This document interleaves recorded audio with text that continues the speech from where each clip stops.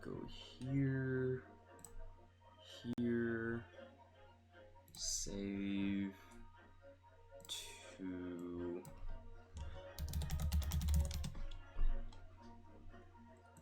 there. Does that work? Yes, it does. I'm gonna make a meme. Great. Alright. I like that. First of all, good morning, everybody. Good afternoon, if anything. I like that the game just it changes the background if you're in the middle of a case. Because look, the background is the same here as it was on the title screen. Normally it's not. I think that's great. I think that's cute. It looks as though the police are still here, carrying on with their investigation. Perfect. So let's find Inspector Gadget as quickly as possible. Yes, and let's see if he'll take a break from his chips to look at that silver tip Iris gave us for him. Oh, actually, I should present that. R. I'm great at typing. Phenomenal at typing. But I always have to look at the the keyboard when I need to press like certain letters and stuff, because it's like I know where the letter is, don't know when it asks me to press a button, I don't know how to press it.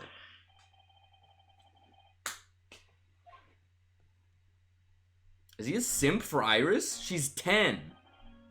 What was that coin exactly? It's a silver crown, obviously, but it's a lot more than that. It's, well, it's an appearance fee, that's what it is. An appearance fee? Oh, I see, you mean...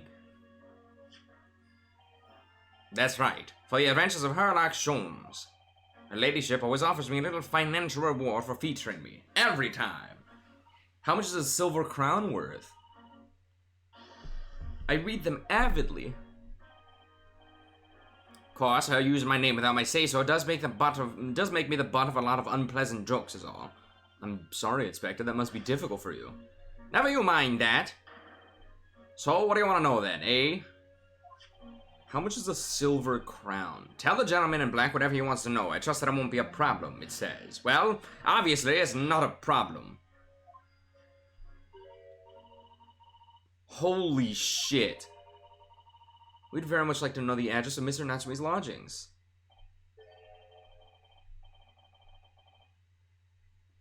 No way I saw that right. Hold on. How much is it? Oh, no. Never mind, hold on. How much is a silver crown? I guess a Victorian silver crown?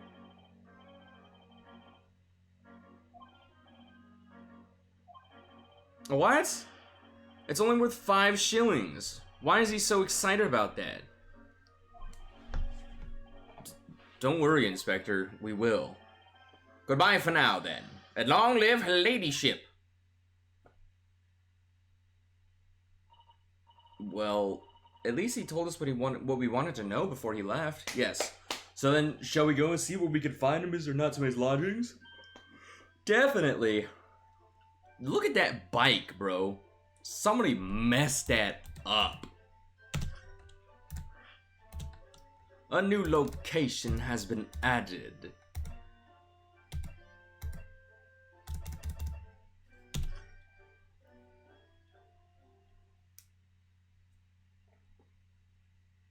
Oh, I thought there was somebody lying on top of the mantle.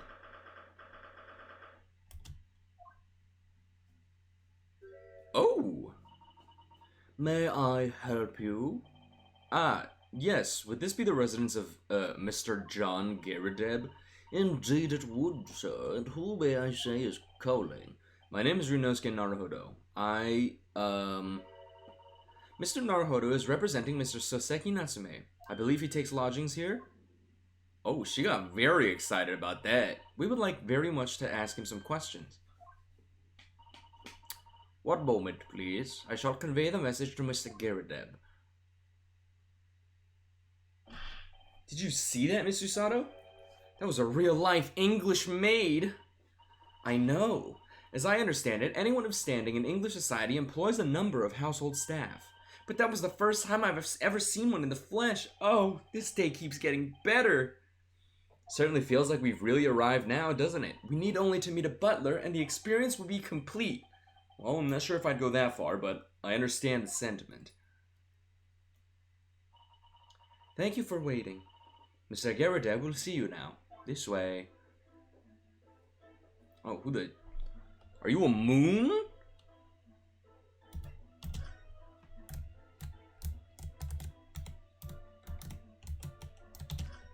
There's a lot going on here. Look at that enormous screen. It must have been put there deliberately, surely. Yes, it certainly seems like someone's trying to hide something from view.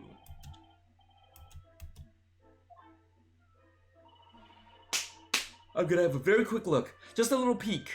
Ahem. Ahem. Maybe let's not, Mr. Sato. I think the maid is gonna head us off with a cup of tea. Ahem. Ahem. Thank you for the follow, Manage Me. These pastries are falling off. Everything on this wall is destroyed. Alright, let me talk to this guy. I'm a little late in noticing this, however, there is an entire cannon in this man's living room. I saw the cannon artillery on the mantle, and I was like, wow, look at those things. Didn't even notice the entire cannon that he also had in here. And so he's a retired soldier. It's a hell of a job getting up and down the stairs now, I can tell you. Don't get out much, as you can imagine. Yes, it's quite a climb up here to the second floor, isn't it? I was panting at the top of the stairs.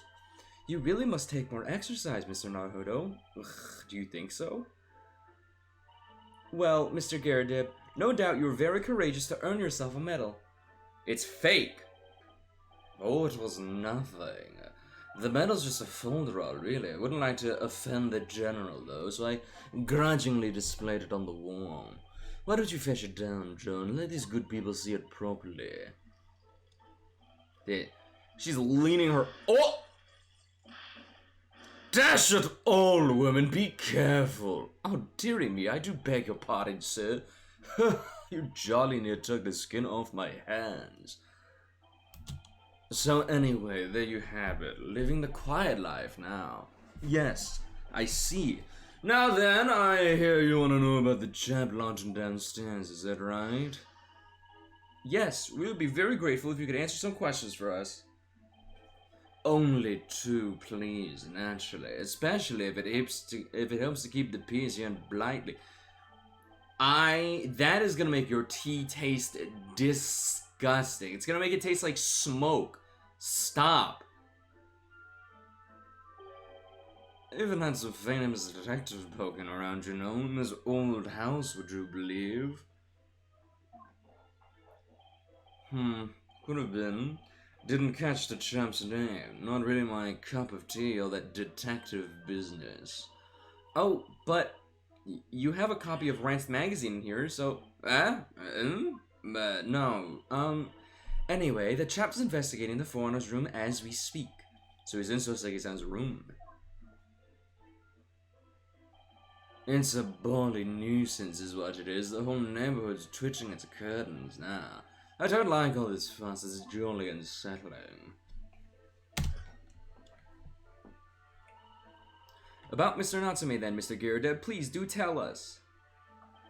Yes, the Japanese chap. Only been lodging here for a week. Oh, just 1 week? So he moved in very recently then. I have two lodgers most of the time, one on the ground floor and one just below us. The first floor room became available a week ago, you see. Dash it all, Joan! Do be careful! If you want to know my opinion, I thought he was a shady sort from the moment I set eyes on him. I don't know if she's pouring his tea to try to make him stop saying things, or if she's just not very good at her job. I said to myself, Joan, that man is trouble, sooner or later, and I'm rarely wrong about anything. We won't be calling this maid as a witness, that's for sure. Was there anything else that struck you as suspicious about the man at all? Yes, oh yes, indeed there was. And she's dying to tell us. The shady lodger. Had you noticed anything else about your lodger, Mr. Natsume? Oh my word, yes. The man was shadier than an orchard. Could you elaborate?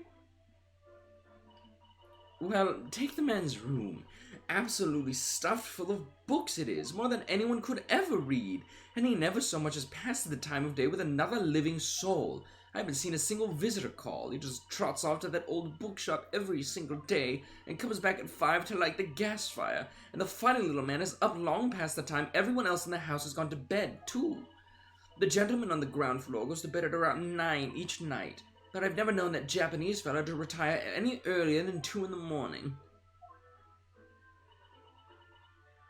He's just studying, though. Could you clarify something, I wonder? What, pray? How do you know so much about Mr. Natsume's routine? Oh, I'd understood that neither of the lodgers live on this floor of the house. Is that correct? That's right, yes. They're both below us on the first floor and the street level. Then, how is it that you know so much about the lives of your lodgers?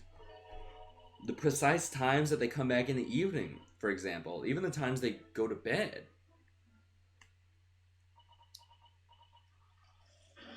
Wah! Good grief, Joan. Be more careful, woman. Oh my goodness, sir. I'm terribly sorry, sir. Something doesn't add up here. These were a little more than suspicious. It seems that the incident took place at around 5 in the morning. Did you happen to look out of the window at around that time? The window. Yes, we noticed that the window over there looks out over Briar Road. The incident took place in the pavement just on the far side of the street. Was there anyone suspicious loitering nearby? 5 o'clock is dinner time in the Garrett household, so I'm afraid I don't remember seeing anything. How about you, John? No, sir. It would have been dusk outside already at that hour. And with the fog as well, I should think it would have been impossible to see the other side of the road. Oh, I see. Did you notice anything else out of the ordinary then? If she didn't look out the window, how did she know it was foggy? Anything at all, even if it seems unrelated.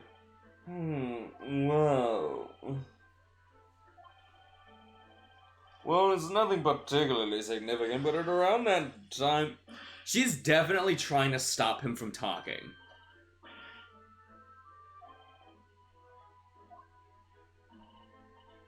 Yeah, they're hiding something for sure. I have an exceedingly good memory, and as far as I remember, nothing of any significance took place here at that hour. Nothing at all. Oh, really, Mr. Gerdeb? The way you were talking before, it sounded rather like there might have been. Oh, well, as I was saying, it was just a trifling matter, really. Nothing of... What is... Begging your pardon, sir. Nothing happened.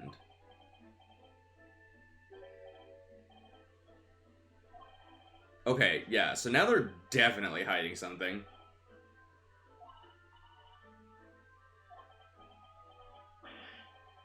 What is the matter with these two? It sounds like something happened here in this room on the evening of the incident. But what? I wish I knew.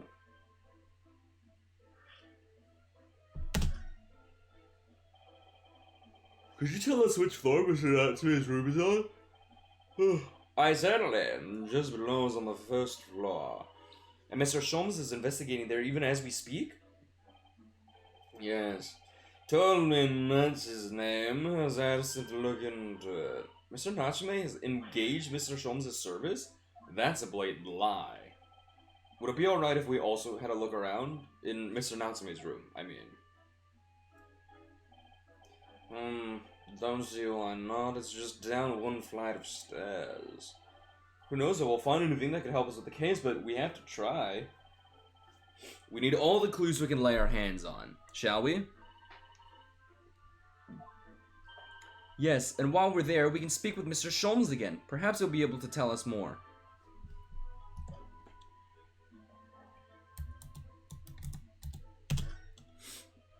I wonder if there's anything of note that I can do here.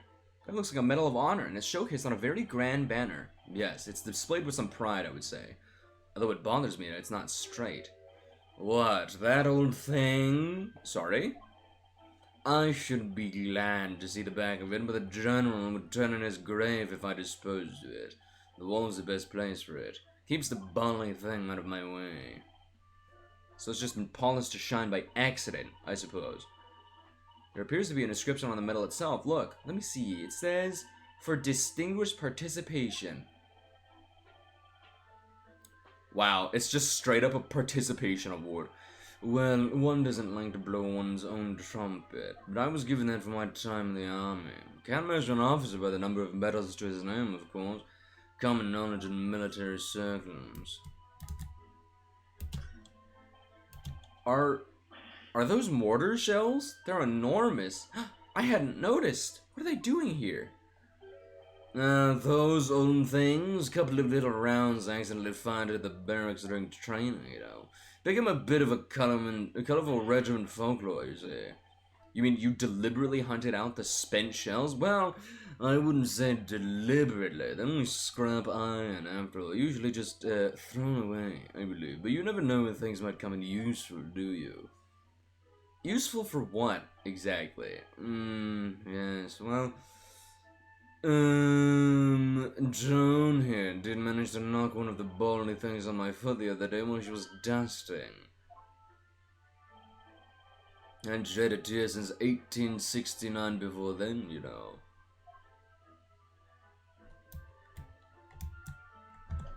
Alright, I'm gonna go to Natsume's room, because, I don't trust these guys for a goddamn second. Alright, let's see what precarious position Mr. Holmes has found himself in. A kitty! Wow, there really are a lot of fucking books in here. What? Just look at this place. Man, smell it. It's so musty in here. I suppose it's the mountain of old books that are responsible for that. Is she looking at the cat? No. I don't think I've ever seen so many books in all my life. No, me neither.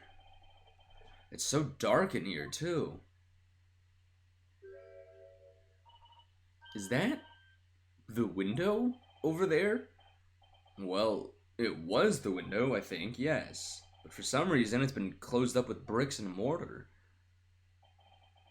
So this is where Mr. Natsume lives. By the way, I haven't spotted Mr. Sholmes anywhere. Have you? No, that's true. But according to what Mr. Garrett told us, the great detective should be around here somewhere investigating. Kitty!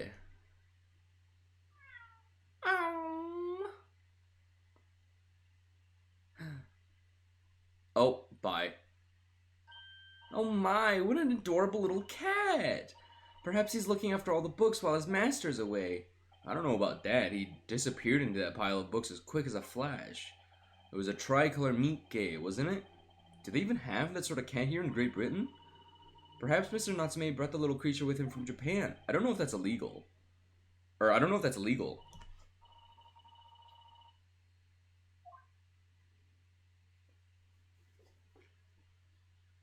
Oh, but for some reason, I can still examine this. That desk seems to be wedged into a crevasse between the mountains of books on either side. I suppose Mr. Natsume would sit here and read while stroking his cat, but surrounded on all sides by these towering old tomes. Surely he dreamt of books every night as well. Yes, he must have done, doesn't he? Oh, what's this? It's a receipt from a second-hand bookshop. Your books. Oh yes, Mr. Natsume's name is on it. Look. And the date of purchase. 2 days ago at 4:45 p.m. That's just a short while before he was embroiled in the terrible attack. He must have been on his way back from buying some old books.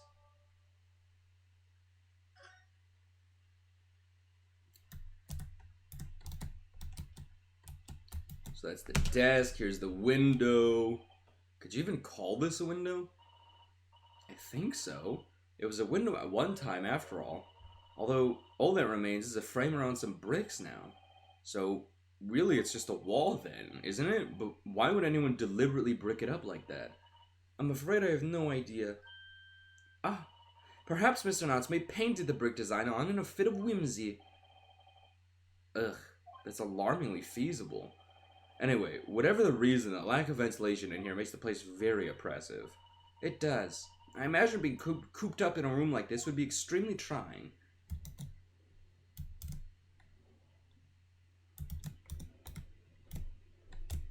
What is this? Yeah, this appears to be some sort of meter on the wall here. It looks very robust. I wonder what it's for. There's a slot for inserting coins here, too. Inserting coins? I believe that's a gas meter, Mr. Naruto. Yes, it seems there's piped gas in this district, which consumers pay for by putting coins in the meter.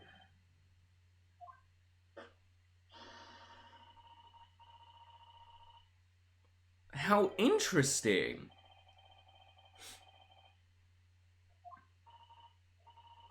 That's right, as would a rich man who only carried crisp white notes. Wow. That's bizarre. I've never heard of that in my life. It's kind of cool, though. Look at all those books that reach the ceiling. They're all works of English literature, and they all smell so musty. With this volume of books to hand, you'd never be short of reading material, would you? No. What a dreamy idea. A bad dream, maybe. For me, at least. Mind you, I don't imagine the book that's at the bottom of the pile now will ever be read again.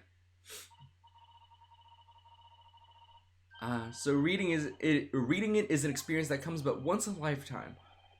I certainly didn't expect the conversation to turn that path to tea ceremony philosophy. I'm like a little congested. I don't know why, but this is awful. I hardly think you're in a position to comment, Mr. Naruhodo. Are you forgetting the enormous Dharma doll that you brought in your luggage?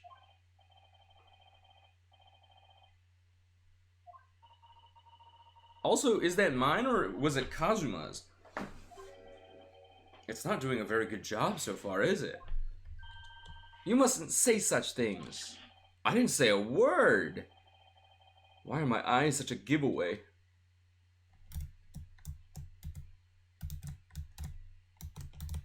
Can't examine those things. There's nothing over here. Well, look who it is. Is he just reading? He's not even doing his job? Ah! Look, Mr. Naruhodo. Aha! There he is. Where did he appear from? He seems to be engrossed in the pages of an old book. I hope you won't mind if we disturb him. Hello, Mr. Sholmes. Ah, you two. Good day. Now let me see. Where was it that we met? Oh, Mr. Sholmes, we were together on the SS Buria. Yes, of course, the Buria. Let me see. What happened on that voyage? It was Kazuma Azuki. He died, tragically. But you were a great help to us. Yes, but of course. A case of Hisahogi. It was that one with a snag, wasn't it? Well, you seem to remember something of it, at least. What an honor to be remembered vaguely by the great Herlock Sholmes. Hi, Jade Green. Welcome to the stream. Yes, there is voice acting. I try to voice act most visual novels that I play. I'm gonna go turn on the AC. No, I'm not. The AC is expensive, and it's hot. Disregard that. I'm not going anywhere. But yeah, welcome to the stream. In truth, I had hoped to invite you both to my Baker Street suite the day we arrived in London. But some Scotland Yards ambushed me at the railway station and whisked me away to a crime scene. It was an entirely trivial case, of course. I solved the matter in no more than 30 minutes. So they apprehended Soseki-san in that short, and I'm afraid the pursuance of a new case has dulled my recollection of my past involvements a little. A little? That's a mistake to think that one's brain attic has elastic walls and can distend to any extent. I do my best to forget useless facts, lest they should elbow out the useful ones. Yes, those are my own words of inimitable wisdom, you know, from an adventure entitled A Study in Scarlet. Please, there's no need to quote yourself. I don't always remember my pearls of wisdom, but fortunately my associate pens them beautifully. He means Iris, I suppose. Mr. Sholmes, we have some extremely important questions to ask you about the trivial case you just mentioned. Goodness, what an earnest expression. My dear madam, I should be only too pleased. And this murky room is an apt place to discuss the murky case. Do I even have anything anymore? Oh, no I don't. Sure. Thank you for the follow, Jade. Much appreciated, much appreciated. We know this to be the logics of a Japanese foreign student by the name of Soseki Natsume. It seems that you assisted in his arrest, Mr. Sholmes, for the stabbing of a young woman outside here on Briar Road. Natsume. Yes, I believe it was a name rather along those lines, but Mr. Natsume denies it. Was it really justifiable to arrest him on so little? I'm sorry, Miss Susato, but I have not the slightest idea what you mean. What? I can't believe he was looking Susato-san squarely in the face while feigning ignorance. I assure you, I'm not merely feigning ignorance. It would appear as if the pair of you are under some misapprehension. Is that the word? Is that the right word? Is that the word he was looking for? Oh, how?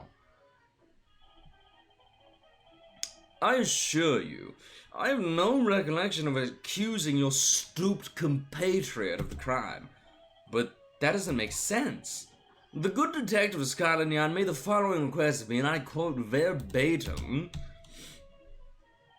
We need you to ascertain the identity and whereabouts of a man seen fleeing the crime scene. Ah, a man seen fleeing. There are a number of books scattered on the pavement at the scene. From the book plates, I was quickly able to determine the bookshop from which they had been purchased. On speaking with the proprietor, I was immediately led to this address. Elementary, wouldn't you say? I believe there's a receipt around here somewhere from the establishment in question. So you don't think Mr. Natsume is the culprit, then? That I could not tell you. But it was aggravating my faculties, hence why I returned here. However, this place is such a trove of fascinating books, I've found myself quite lost in bibliophilia. I don't know if that's how you say that word, but I'm gonna convince myself that that's how Herlock Sholmes would say the word. Do not be deceived into believing that I'm a man of leisure. No, no, no. Oh dear. Mr. Garadeb, the suspicious landlord. Tell me. Have you encountered the landlord of these lodgings? Yes, Mr. Garadeb, a retired military man. It was the first time I've ever met a soldier from the great British institution that is the services. And it was the first time I've ever met a maid from the great British institution that is service. Nice. Got him. That was baller. I didn't think it was that funny. I do apologize. As you may well be aware, many households in London employ a maid. Yes, I read as much in my Great Britain primer. And so conversely, whether or not a household employs a maid has come to betoken the social standing of those dwelling therein. Betoken their social standing? Sorry? Put simply, my dear fellow, those who employ at least a single maid are considered middle class. Those who do not are beneath that. In the upper echelons of society, of course, households employ enough staff to constitute a large family. Goodness, how extraordinary. As you can appreciate, for those on the precarious boundary between the middle and lower classes, being able to afford just one maid is of the first importance. I had no idea. And it is for precisely that reason that I find great stimulation in the situation upstairs. Specifically in the retired army veteran, Mr. John Garidib. Oh? Affable as he is, questionable, the fellow is hiding something. He's not hiding anything. His maid is. Whether or not it imposes on the circumstances of this case, I am as yet unable to ascertain. I'm thoroughly lost on what he means to say.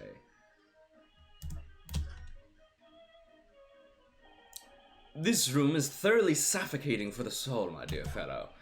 I assure you, any man whose lot is to dwell in a place such as this will stab somebody sooner or later. Mr. Natsume has stabbed no one. Ah, but sooner or later, as I said. I don't believe that's the issue here. About this dark little room, Mr. Sholmes. Why is there no longer a window? Do you have any idea? No window? Well, I mean, I can clearly see that there is a window of sorts. But it's been completely blocked with bricks. I see. The answer to that question is quite simple. Window tags. Window tags? What is that? Surely not a tax on windows. Precisely that. Oh my goodness. Until relatively recently, a tax was levied on households in this country by the number of their windows. Those of lesser means, having inherited a sizable and costly family home perhaps, rapidly closed windows up, while the rich opened windows here, there, and everywhere in an effort to curry favor with those in power by furnishing them with large sums of tax money. How awful and unjust, forcing people to live in rooms devoid of light. Indeed, disease was rife as a result, so some 40 years ago or thereabouts, the window tax was abolished. But its legacy remains, as you can see, in squalid lodgings such as these, for example. I suppose Mr. Natsume's stipend for living here in London isn't very generous, perhaps. It would appear so. I've done a little digging and discovered that these lodgings were offered at an extraordinarily low price. Because the room is so awful, I should think.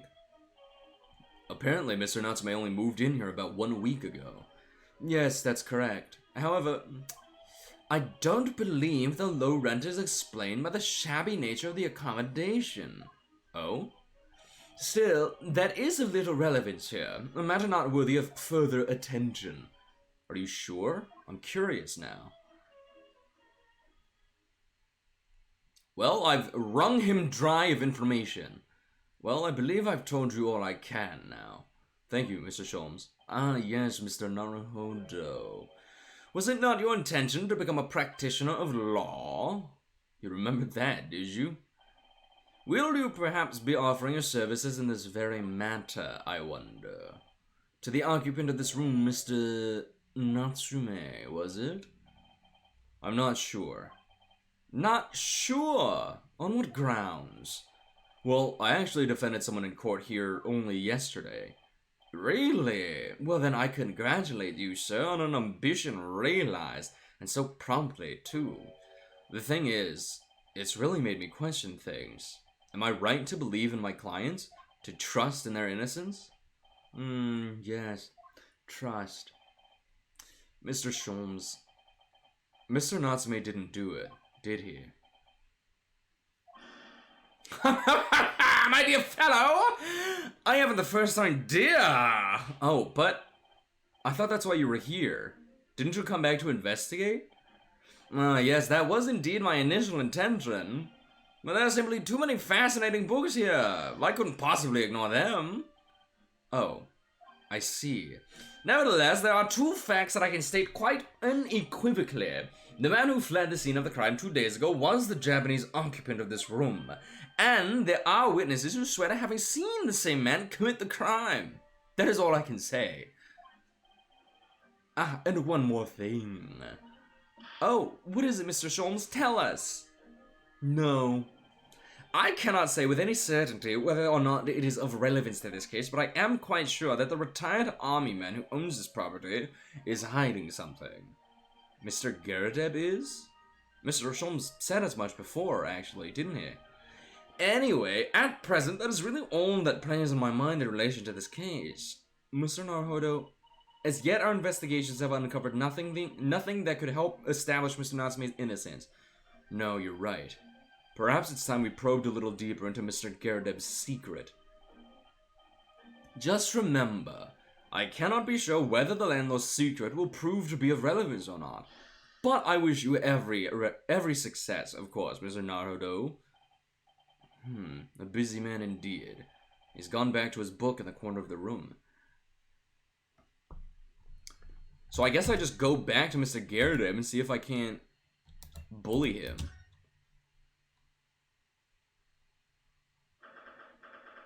Oh, are they gone, perhaps? Nope, fuck. Oh, you again.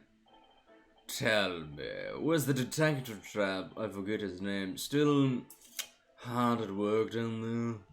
Mr. Herlock Sholmes? Oh, yes, rings a vague bell. Oh, that detective business isn't really my thing, I'm afraid. Well, Mr. Sholmes is in his element down there. Jolly good show. Another cup of tea, if you please, Joan. Now then, why don't you tell me what... Ah! For the umpteenth time, woman, will watch what you bolly well doing. I shall be serving dinner soon, sir. Yes, of course. Frightfully rude of me, but I'm afraid I shall have to ask you to take your leave if you'd be so kind. Oh yes, of course. We are deeply grateful for all your assistance. Not at all, not at all. Don't get much chance to talk with young foreigners like yourselves. It's been a pleasure. Best of luck and all that. Perhaps you could see yourselves out. According to Mr. Sholmes, Mr. Garrett is hiding something. Probably behind that very large, deliberately placed screen. And since no other avenues of investigation seem open to us right now, oh, I see him. There's no doubt, no question, that that is exactly who I think it is. Hello, sir.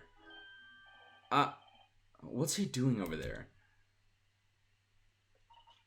Mr. Sholmes? Aha! We meet again, my dear fellows! Good gracious, when did you sneak in here? Herlock Sholmes, sir, at your service. Whatever were you doing by the window? I am given to watching the evening sky as the sun sets, you see, yet sadly, cheerful as the room downstairs undoubtedly is, it lacks an aperture for such observation, so I took the liberty of borrowing a small corner of space up here. Keeping an eye on one's windows at dusk is the prudent thing to do in London, I'm gathering. One other thing, Mr. Naruhodo. Oh, me? I thought perhaps you might be in need of a certain great detective's great mind. Wait, he's not talking about... Is he? I didn't expect to be going through that again so soon. Do you mean Mr. Sholmes? There is a mighty secret in this modest room. May I see even the most trivial of trifles? I take it you're prepared, Mr. Naruhodo. I think so. There's just time enough for one of my greatly admired great deductions. Let us conclude the matter before dark. Mr. Garrideb, though it would seem you are a military man of considerably distinguished service, your standing as a landlord is most certainly not what one might call first-rate. I'm afraid, sir, that it is all too clear to me. There are two conclusions I've been able to draw by careful observation of your leaving arrangements. I beg your pardon. The first is that even as we speak, you are concealing the presence of a ferocious beast in your care. And the second is that as a result of the beast's violent rampage, you have lost something very dear to you. Mr. Naruhodo, look! The old man's broken out in a cold sweat. Unbelievably, it seems Mr. Sholmes' conclusions were both spot on. How could I possibly know, you mean to inquire? The answer couldn't be simpler, sir. For in the dense jungle of logic and reasoning, I am the king of beasts. And I know only too well that wild beasts are not easily tamed. So, shall we begin? Once again, Herlock Sholmes is proud to present his logic and reasoning spectacular. I love these so much.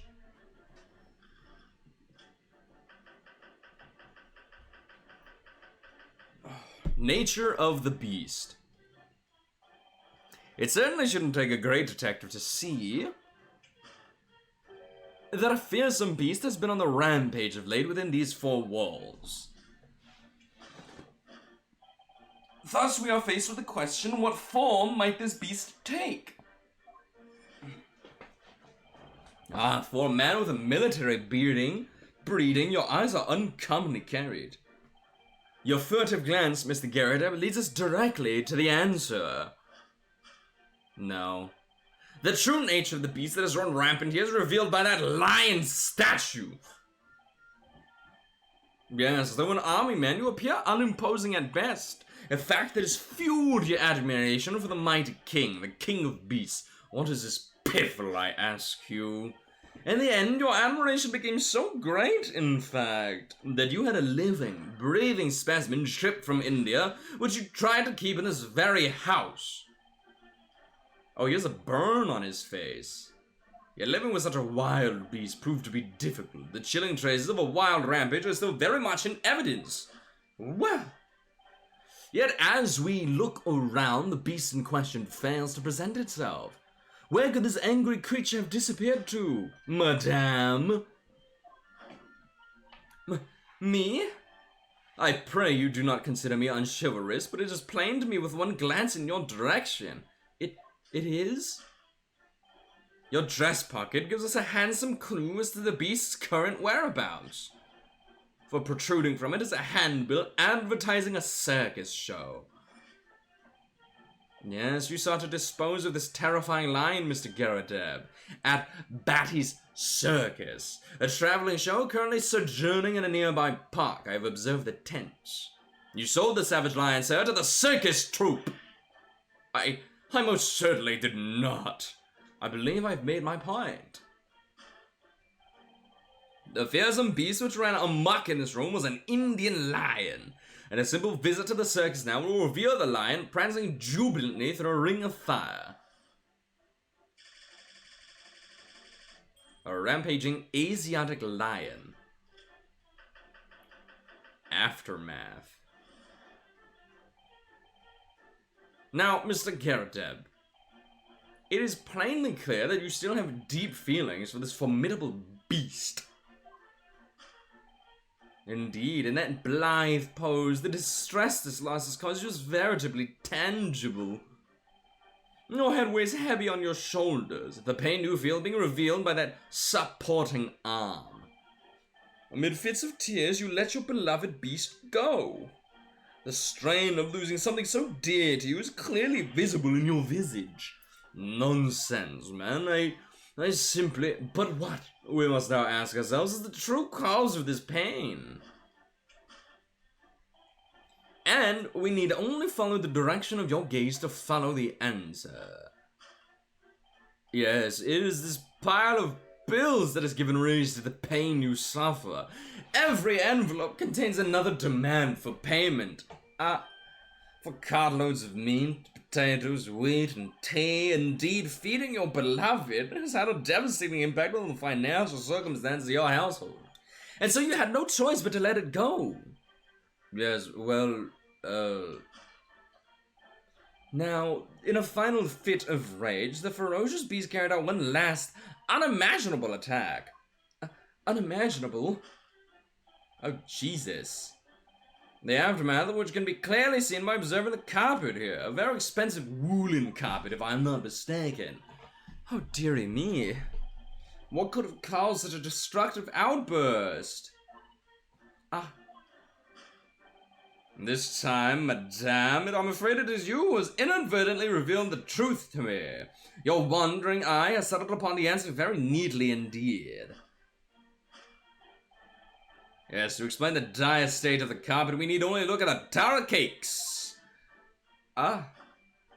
There's no creature more dangerous on this earth than a beast with an unsatiated appetite.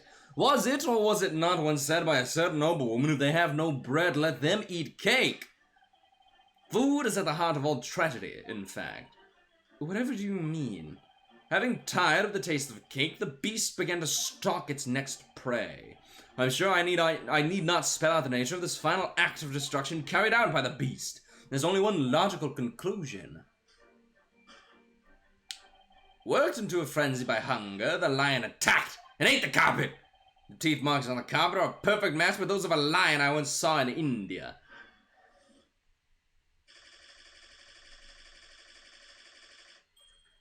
No. I don't have a smart response to that. Just, painfully no. Thus concludes Sherlock Holmes' great deduction of something or another.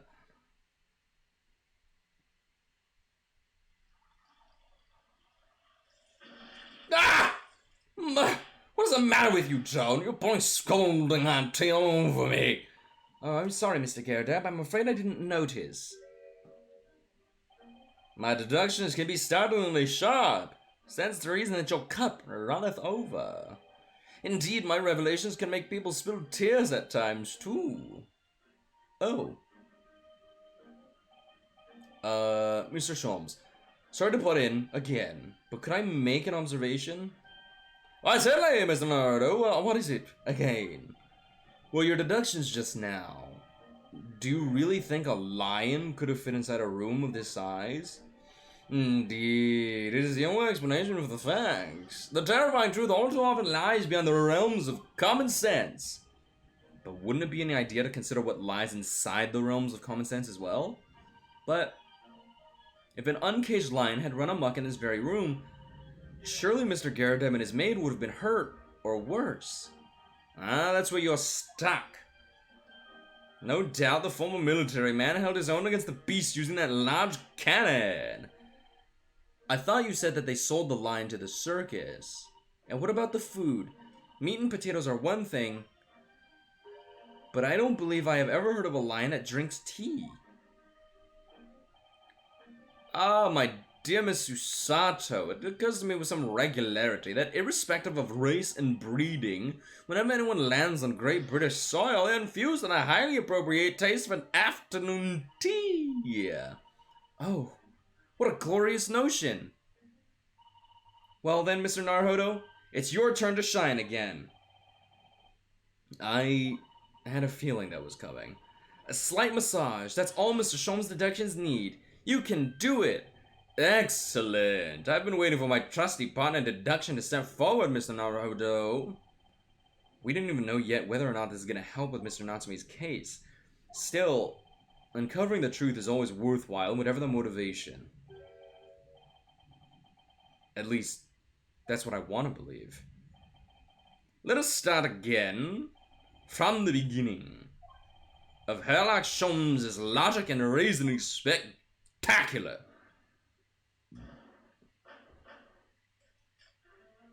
Hold it, Mr. Sholmes.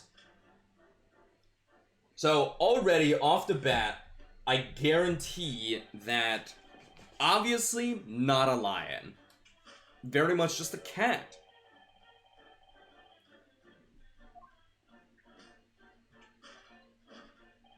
First, we are faced with a question: what form might this beast take? But the only thing is, I don't see like a picture of the cat on there at all. I don't really see any discernible pictures at all. But I'm sure we'll find it. Negative. I really didn't see the lion thing coming. No, but if you observe Mr. Garradeb's reaction, it rather seems as though some beast did run amok here in this room. Yes, something with a very fierce nature. But it couldn't have been a lion transported from India. So what was it then? We must follow Mr. Garradeb's gaze. That will lead us to the true answer.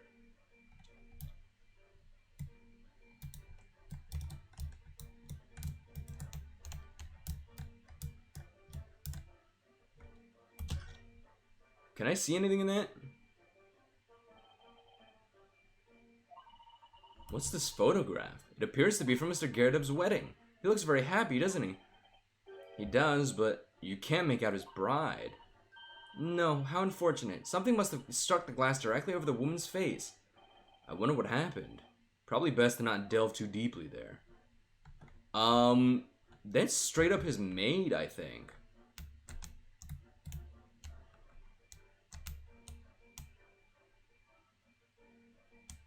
I mean, could it be that? Because I can't go up and down.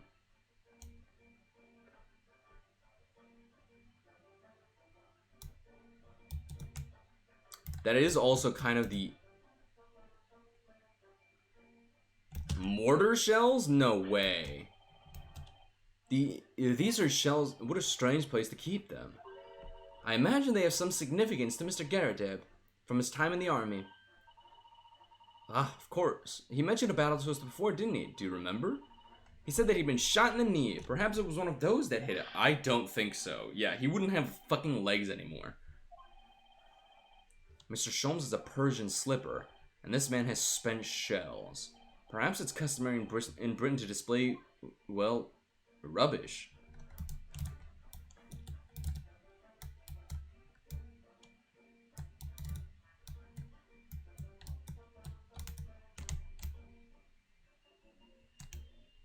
I mean,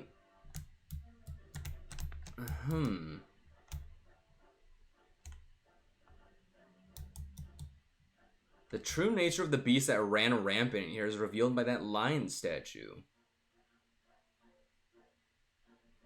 What really caused the damage in this room?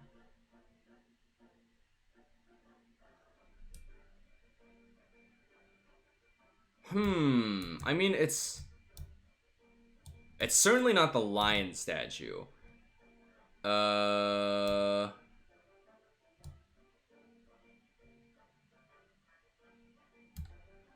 The true nature of the beast that has run rampant here is revealed by that.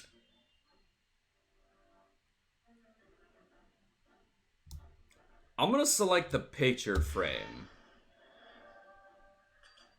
Fuck! So is it actually the mortar shell? Oh my god, I'm gonna lose health for this. I've yet to examine it in detail. I can assure you that it holds the answer. Because I'm employing an extremely advanced detection technique called jumping to conclusions, you see? That's spectacular. I can try to logic let you to this mindless conclusion. Oh, well, it's supposed to be a logic and a reasoning spectacular, so I thought I'd contribute to the show. This is my show, Mr. Naruto. Kindly perform any peculiar experiments off stage. No! So is it actually the mortar shell?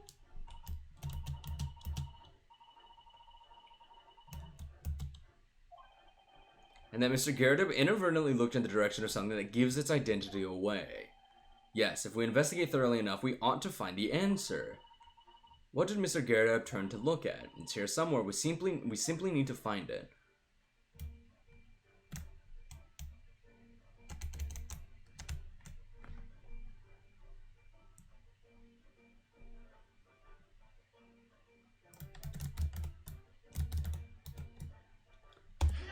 That's the only other option.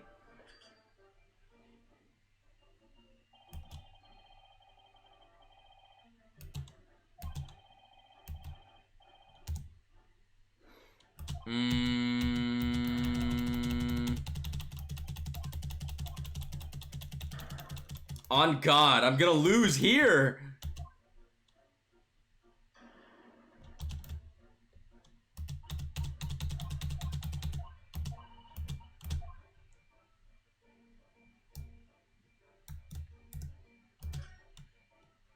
If I observe the frame, can I select anything?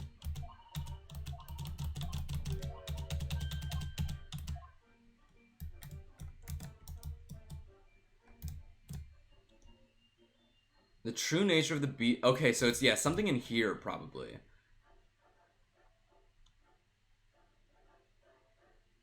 Oh, God. Please! No, no! I've never had so much trouble with a spectacular before.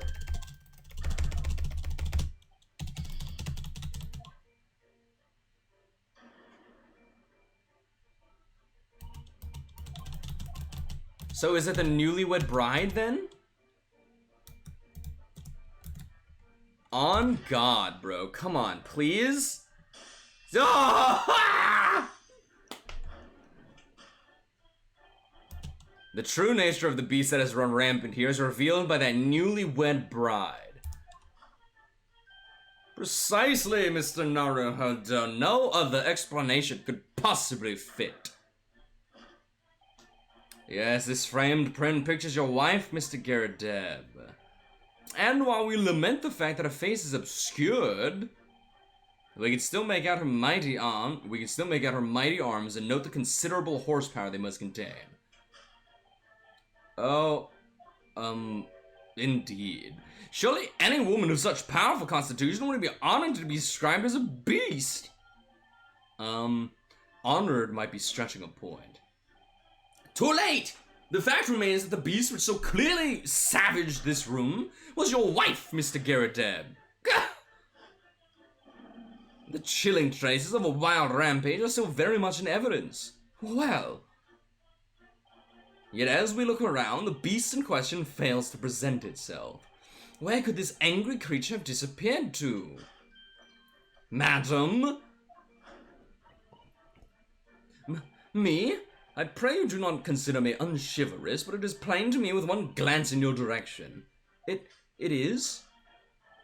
Your dress pocket gives us a handsome clue as to the beast's current whereabouts. The poor, fragile, defenseless woman is beside herself. Well, I don't know about fragile. Oh, dear. Anyway, Mr. Sholmes is quite right. There's no sign of a Mrs. Garadeb anywhere. But it seems there may be a clue as to her whereabouts. A clue that this maid is trying to hide. I wonder where Mr. Garadeb's wife could be. We're literally looking at her.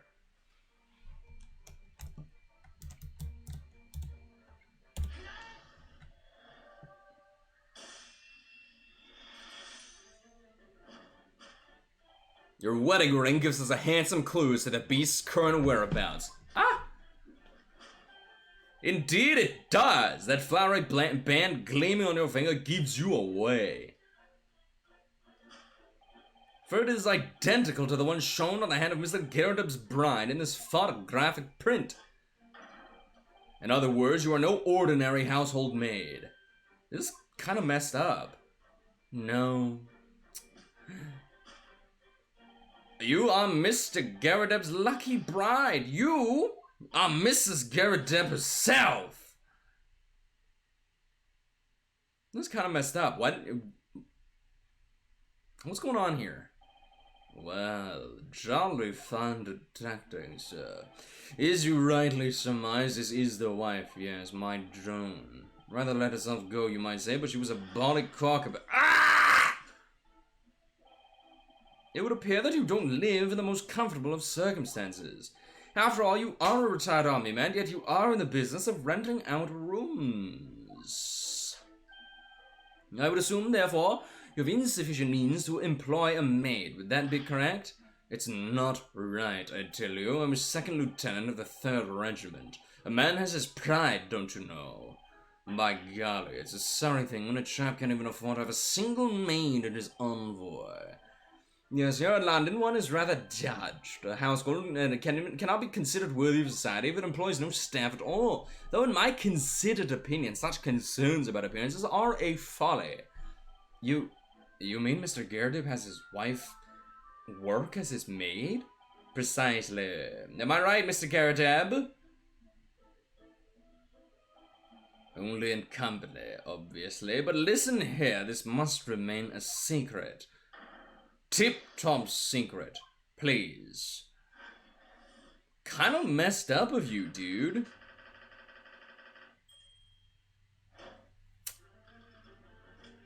Yeah, Mr. Garadeb, go to jail. I think this qualifies as like some kind of domestic terrorism. Domestic terrorism of the home. Which he does, because that's literally his wife. Indeed, in that blithe pose, the distress this loss has caused you is veritably tangible. Your head weighs heavy on your shoulders. The pain you feel being revealed by that supporting arm. Mr. Sholmes is quite something. He's still calling Mr. Garadeb's wife a beast. Yes, as a woman, it feels rather uncomfortable. Mrs. Garadeb is standing right beside her husband as we speak. In other words, he hasn't lost his beloved at all, has he? Oh, how true! So perhaps that supporting arm, as it seems to be propping up his head, has some other significance then. According to Mr. Sholmes, Mr. Garredub's pain is tangible, even. What could that pose of his really signify? The burn on his face! Oh, that's a slapped cheek? Yikes.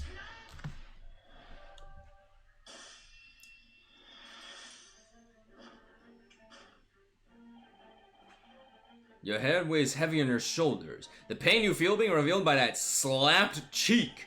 And of course, the deliverer of that impressive mark on her cheek that refuses to fade was you, Madame Joan Garredeb.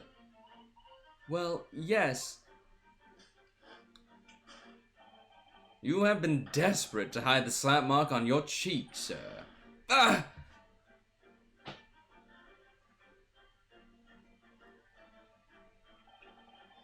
How the blazes. How did you work that out, man? Nothing escapes the notice of one trained in the art of observation, my dear fellow. And that's why you haven't looked directly at us even once. To keep your other side from view. Well, Now, let us proceed to the next conundrum. Why were you subjected to such a violent slap? In other words, we must ask ourselves what caused Madame Garredeb to fly into a rage. And we need only follow the direction of your gaze to find the answer. Yes, it is this pile of bills that has given rise to the pain you suffer. Or the book right next to it. Didn't Mr. Sholmes say that the bills were all for yes, but now we've established that the line never existed. Which can only mean that the thing responsible for gobbling up all that food was Mr. Garredeb's wife. Yeah, Mr. Naruhodo, she's a person, not a thing. She's also a person who gave her husband a mighty slap around the face, one so hard that it left a perfect hand mark, in fact. Yes, why would a woman want to hit her husband with such force, I wonder? I'd love to know the answer to that question. It's the book!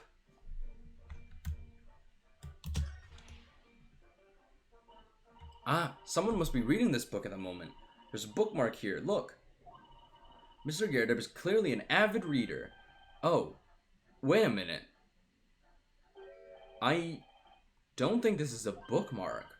Oh no, so it isn't. It's a note written in a woman's hand. Oh, James, I love you. Yours, Mary. And look next to the signature here.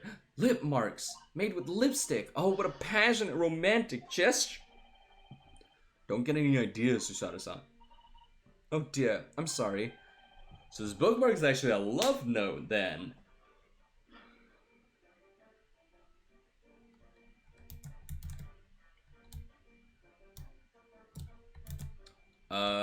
Point.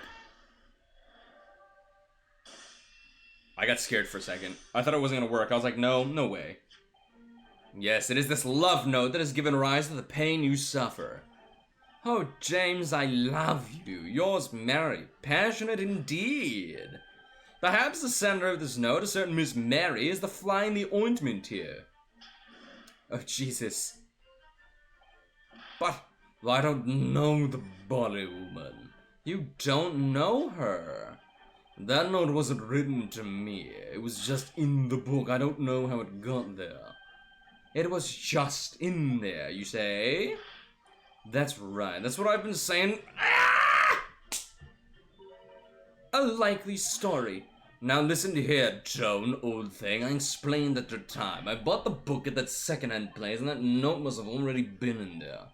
So the previous owner of the book was using the note as a bookmark, you say? That's right. That's what I've been saying. Ah! A likely story. For heaven's sake, woman. Look at the name. It's written to James. My name, in case you'd forgotten, is John. Ah! A likely story. Are you questioning my name now? Oh my god, he's being brutalized.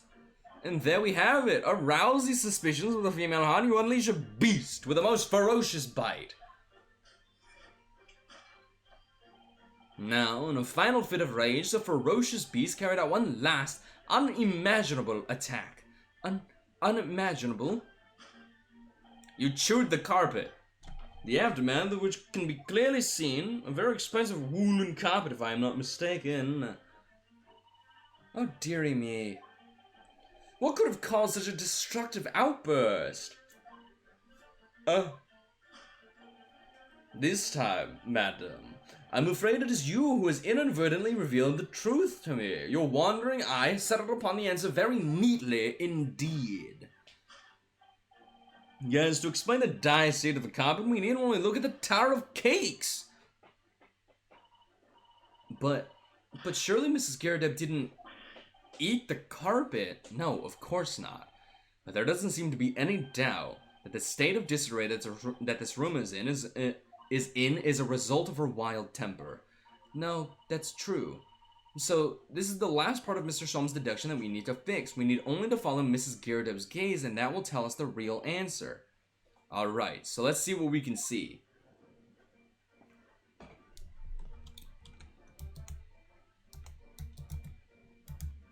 Could I point out this candlestick? No, I can't. But I can point out the candlestick. Nice. Yes, to explain the dire state of the carpet, we need only look at the candlestick. Most illuminating, my dear fellow, and of course the only possible way out of this logical labyrinth. Yes, the remnants of a ferocious attack in which the carpet was devoured are clearly visible. Indeed they are. The scorch marks at the edge clearly give the truth away. Scorch marks. It would appear that this room was a scene of a little marital altercation. Mrs. Garrett's mighty arm muscles left an impression not only on her husband's face, but on the entire room. The force of her strike caused the candle to fall from the holder, and in seconds the carpet was alight and the whole corner of the room in flames. Yes, For the most ferocious beast in this world is neither a violent lion or a vengeful woman, but fire. Yet in this room that ferocious beast bared its claws and ran amok. Eloquently put, my dear fellow. So, you see, there's but one conclusion here. After the sparks of marital discord flew, this room was the scene of a fire. Where'd the teapot go? Mr. Sholmes, I salute you! Oh, we killed him.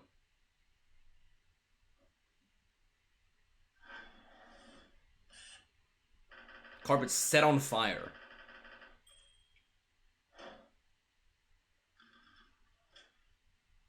These are so fun. These little Sherlock Holmes duo sections. So much fun. I can't believe I lost 3 points on it, though. It's these dashed winter lights, you know? Luckily, there's a jolly good second-hand bookshop just around the corner, but I got all my old novels here. And in the pages of one particular novel, you discover some rather illicit material, for which your wife admonished you harshly, it seems. Don't know about admonished. Demolished might be rather closer to the mark, and beast is most certainly an apt description. Here we go again. And the carpet? Was that destroyed by fire when a candle fell on the floor? Afraid to say it was. Happened in the blink of an eye, you know. The whole place filled with smoke. Couldn't see a bally thing. I was caught between the old sticks range and the raging flames. You painted torrid pictures, sir. One that would have been most entertaining. That's sympathy for you. Didn't take long for the fire to spread, of course. The bally furniture started going up as well. We've had to hide the mess behind that screen for the time being. Over here, Mr. Garrett? Well, you have nothing more to hide now, if you'll allow me. Yoink!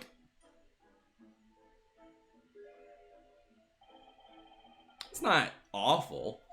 Had all my favorite novels in that case, but as soon as the fire got hold of them, that was it. Whoosh! Up in smoke. And then the wife started hurling things at me. What a terrible sight it must have been. There was I, back up against the window under heavy enemy fire. Incendiary books coming towards me. Worst of it is I lost my favorite book called The Lion's Pride. The Lion's Pride. Ah, yes, your notorious love of big cats coming through again.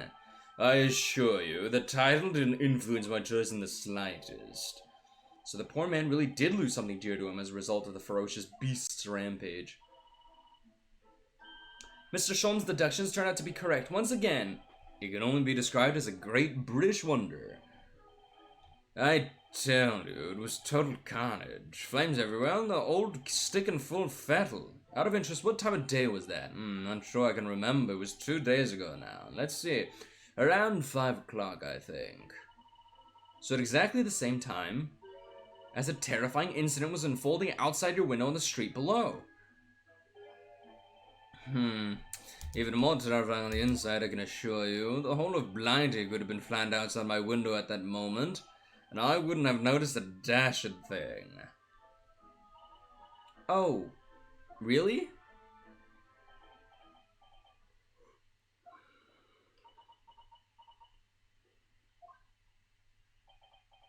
I just realized she was referred to as Maid this whole time. Not, well, I guess we didn't know her name before this, but damn. Well, I think we've got to get to the bottom of Mr. Garredeb's situation now. But what does it have to do with Mr. Natsume's circumstances? I can't help you there, I'm afraid. What? My dear fellow, if you recall, I did say as much from the outset.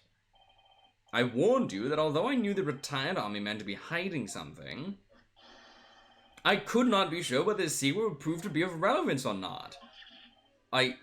I just knew you were gonna say that. Now, Mr. Naruhodo, you mustn't lose heart. Bear in mind that all things fall into one of only 2 categories, those relevant to the case and those not. That makes no sense to me. Well, no matter. It is of far greater importance than you make up your mind now. Visiting hours at the prison will soon be over. Oh no, is it that time already? If we're to accept Mr. Natsume's case, we have official paperwork to attend to. What if I just said no? Case is over. So that's it, no more time to think. Perhaps you'd like to betake yourselves to bidding us farewell now. I must prepare supper for Mr. Garredeb. Oh yes, I'm so sorry. I don't think she has to pretend to be a maid anymore now that we know who she is. And I'm gonna have to give him an answer. Alright, let's see if I can examine a little bit of this. This window looks out over Briar Road, where the young woman is attacked. Oh yes, I can make out the policeman on the far side of the road investigating the crime scene. The glass is rather murky, isn't it? You can't see very clearly. Does this thing open at all? I wonder. I shouldn't underestimate the bitterness of a London winter, Mr. Narrow Hollow. As soon as you open that window, the tea will freeze in the pot. No Londoner would go opening windows at dusk in the middle of winter, I assure you. Seems very unlikely that these two would have seen anything of the incident then. And let's check out this bookcase, and then I'm off to the prison. What a miserable sight. Oh dear. But at least the whole room wasn't engulfed in flames. I suppose so. My old collection went up in smoke, you know. All those novels I adored so much. Well, John, whose fault is that? Not mine, that's for sure. Well, whoever may or may not be to blame. I'm quite sure you can buy some new old books to replace them, can't you? New old books, bodily nonsense. Does sound like a contradiction in terms, but then again, these were just full of contradictions. Yes, that's couples for you, Mr. Naruhodo. Alright, I'm out of here. Take me to the prison. I've got a man to speak to.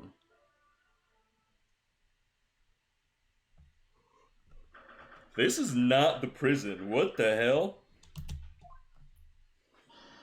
It's time, Mr. Naruhodo. We must hurry back to the prison. Yes, I know. Let's hail a car. Oh. What's the matter? It looks like something's going on over there in front of the Gyarados house.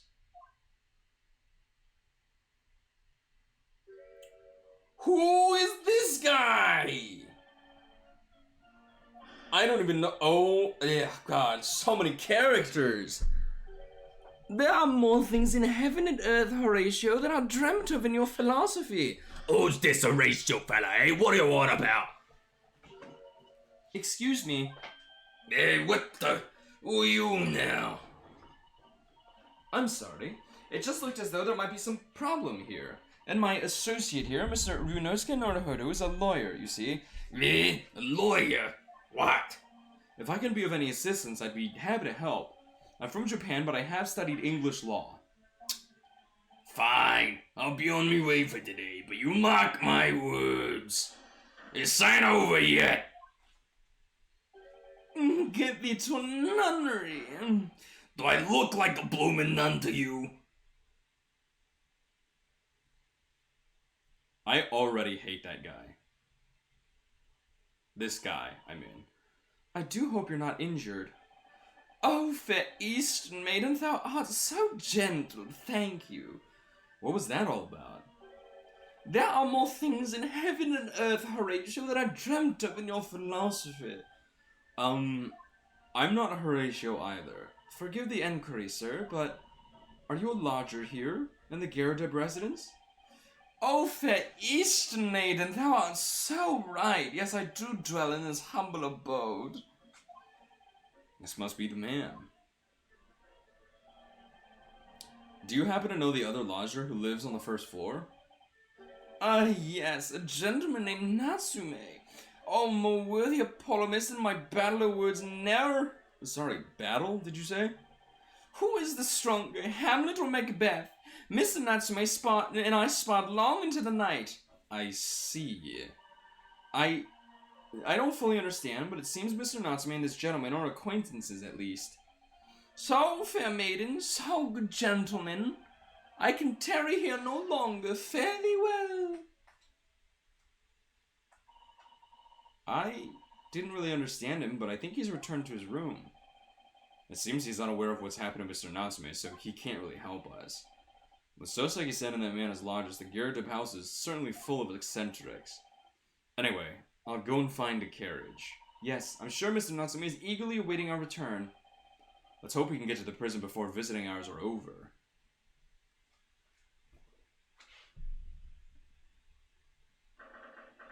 It's him, George Joestar!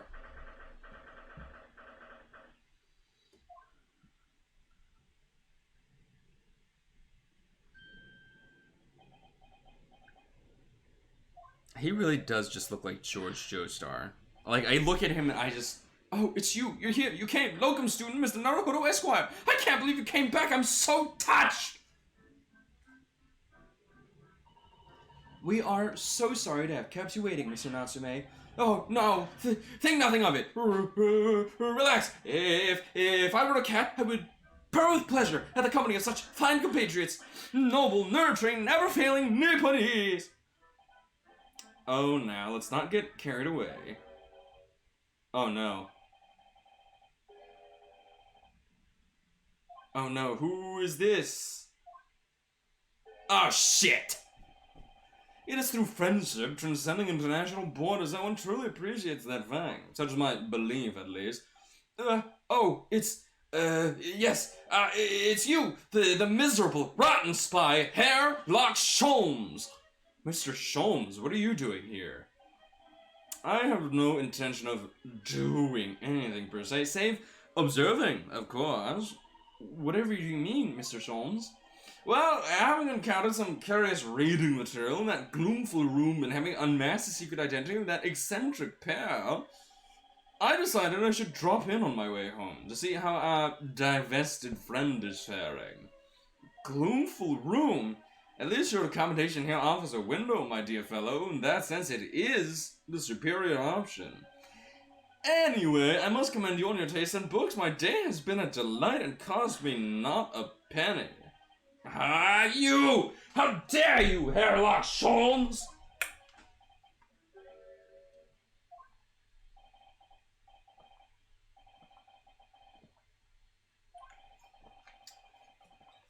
I should never have come to Great Britain. It was a terrible mistake. Haunted by spirits in those accursed lodgings. No doubt my luck will be cursed in tomorrow's trial as well. My whole life has been damned! What are you thinking, Mr. Naruhodo? He mentioned that once before, didn't he? That his lodgings were cursed, I mean. And there's much truth in Mr. Mustache's words. What? Cursed is a wholly appropriate description, I would say, for the man's lodgings and indeed for tomorrow's trial. What's that supposed to mean?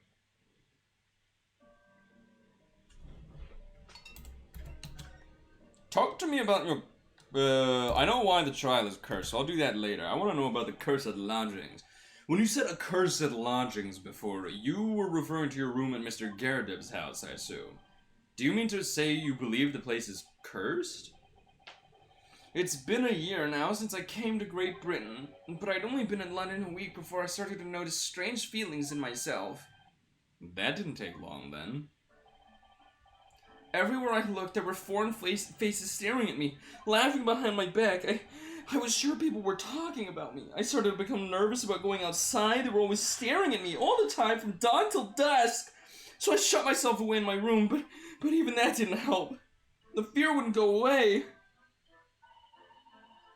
It must have been very lonely, having been away from your homeland for such a long time. I've had to move a number of times, most recently to that room on Briar Road a week ago now. Yes, why did you choose there? It seems a little inconvenient. The rent is cheap. There's so little money, it appealed to me straight away. Of course, I asked why it was so affordable. The landlord just simpered and said, "The room is cursed." Oops. He quickly tried to cover his mistake, but it was too late. So I told him, "If you have something to say, then say it. But if not, don't mention it in the first place." Yes, well said. But it was true. It was all true. You mean the room really is cursed then? Ever since I moved into that windowless hellhole, my sleep has been plagued with nightmares. I awake feeling as though I'm being choked to death, and in my waking hours, people are stabbed in front of me as I walk down the street. I'm branded a killer, thrown in prison. Nobody wants to know me. I'm surrounded by scary, sinister spirits. I think maybe there's a gas leak in his home. I think maybe he's losing his mind because he is plagued by a gas leak.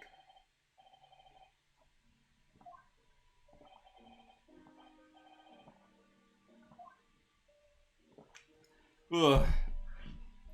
I'm a little worried my water's gonna run out. What am I gonna do? I've already finished so much water. Mr. Natsume, what do you mean by what you said just now about the trial tomorrow being cursed?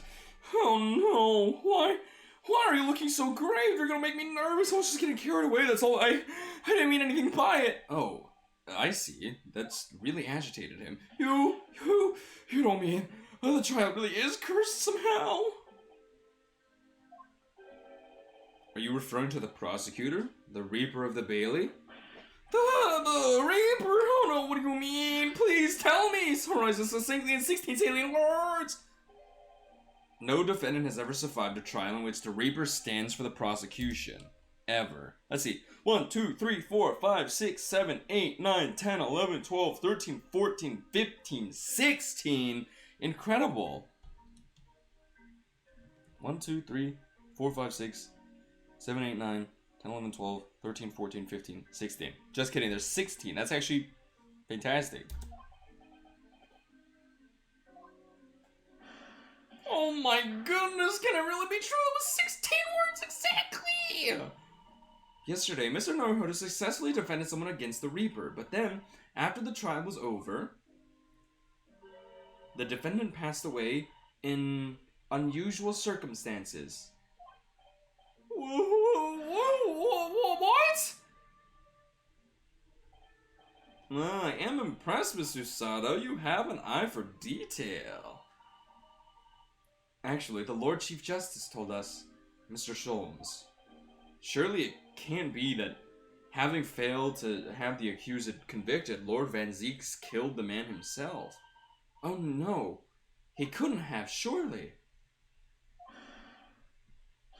Ha ha ha! You have some wonderful notions! Sorry? The man isn't a mass murderer. He's a court prosecutor, my dear fellow. Oh, yes, why, of course he is. Well, of course he is, and why are you trying to scare me? It couldn't be said, however, that the real truth about the man is even more terrifying than your hypothesis. Where's a vampire? Fucking weird. It's fucked up, honestly. What on earth do you mean by that? The Reaper. Van Zix is a quite exceptional man. However, in London courts of law, exceptional does not equate to winning every case without exception. That's good. Sister-san looks like he's gonna cry tears of joy. As you're no doubt aware, in a British criminal trial, there's both a judge and a jury. The judge officiates based on the letter of the law, whilst the jury offers public opinion and common sense. It is an excellent system whereby the defendant's guilt is considered from several points of view. However, public opinion in particular is somewhat easily manipulated. Right. Criminals, and corrupt lawyers for that matter, can use it to their advantage by any means at their disposal, contriving evidence, calling imposters and witnesses, and so on. By such underhand means, those who would want to are able to sway the jury, which means that even in the light of irrefutable evidence, the prosecution can fail. But it means the wrong verdict can be passed. And sadly, is from time to time, my dear madam, it is simply the reality of the situation. And that's alright? However, those indicted by Lord Van Zix cannot escape justice. Their fate is sealed. Though the adjudication may see them leave the courtroom with their freedom, within months they all disappear. It is most striking. Disappear? But how? By all manner of misfortune, sir. Perhaps they are trampled under a passing carriage. Perhaps they fall into the Thames and drown. Perhaps they are suddenly overcome by a raging fever, or perhaps attacked by highwaymen. Oh, no, no, no. All examples of the reality of events here in London, I'm afraid, Mr. Naruto. Couldn't that just be like a huge coincidence, though? Couldn't, like, I'm sure in this age in London, because I think this is like 1800s, I'm sure that people are just dying left and right by those means, and because they're in the public eye of having been in, you know, such prolific cases, then when they die, people are just like, oh my god, it was the Reaper of the Bailey! Mr. Sholmes. Me, Mr. Naruto. Pray, what can I do for you? It's about the case on the SS Beria, if you recall. The Beria. That case, the one with the snake. Well, yes. At that time, I was a suspect, but you believed in me and listened to my side of the story. And you helped us to investigate. I did I? Interesting. What I want to know is why. Why did you believe me? I see, yes, you mean because you were a grimly dressed, shady Eastern fellow found with the victim in a locked room? Well, if you like, yes. I'm a little surprised that the answer requires explanation, my dear fellow. It's quite simple, really. You said I didn't do it. But I could have been lying. Surely you must have had your doubts. You must have suspected me a little. I think perhaps you have misunderstood. I neither recall believing in you, nor in that which you were telling me. What? You see, the only things I believe in are those I choose to believe in. What? What do you mean, Mr. Sholmes? I make up my own mind about what is to be believed and what is not. If I should like to believe in something, I do. The circumstances can hang as far as I'm concerned, but I could have betrayed your trust. In that case, I should have made an elementary error of judgment, nothing more. Betrayal of trust is an overused excuse, in my opinion. Meaning, Whether or not one should trust another is, in the final analysis, down to oneself. It is a matter of whether or not one can trust oneself. Yes, he's right. He's right, locum student Mr. Naruto Esquire. Whether or not I can believe myself. A defense lawyer is only as good at his faith as his faith in his client, and that comes down to how much faith he has in himself. You were so right, Kazuma.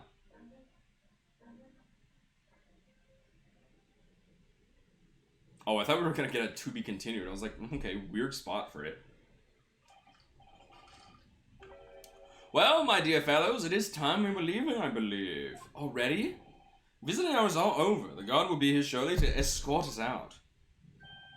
There's a restaurant near here that serves excellent trout. Would you care to join me? Fuck, I want fish. I haven't had seafood in so long, I feel like. Oh dear, there's never enough time, is there?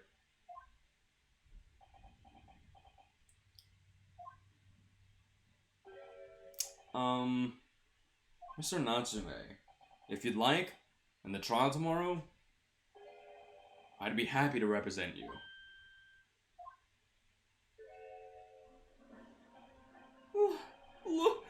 Locum student Mr. Naruto Esquire! As I said, I only experienced the British courtroom for the first time yesterday. And although the man I was representing was found not guilty, I lost sight of something crucial. Something crucial? What to believe in. The defendant, justice, or the truth. How to believe, even. But I think I finally worked it out. I've decided I must believe in myself above all else. To trust my instincts. Yes, Mr. Naruhodo! And my instincts are telling me that you, Mr. Natsume, are innocent of this crime. And it's imperative that we prove that in court. Locum student Mr. Naruhodo Esquire. I will fight for your innocence until the bitter end, with every weapon available to me. So I hope you'll permit me to represent you tomorrow. As I said when we first met, I'd like to entrust my fate to someone who will listen to me in my native tongue.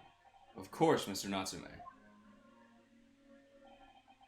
It would be fair to say, Mr. Naruhodo, that your mind was, in many ways, made up from the outset.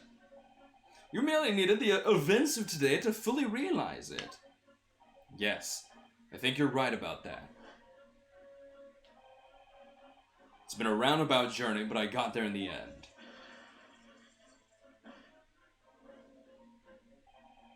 Mr. Sato, yes? Would you be willing to stand by my side tomorrow and help me in court? Absolutely! As I said this morning, you may consider me your personal judicial assistant. She is, though. The shocking events of yesterday's trial still weigh heavily on my mind, but it's time to stop looking backwards. Cosmo believed in me, and Mr. Sholmes believes in me now too. So it's time. Time that I learned to believe in myself. Soseki-san has no one. He's all alone. So it's my job to help him, to fight his corner, tomorrow, in the courtroom, with all the strength that I can muster.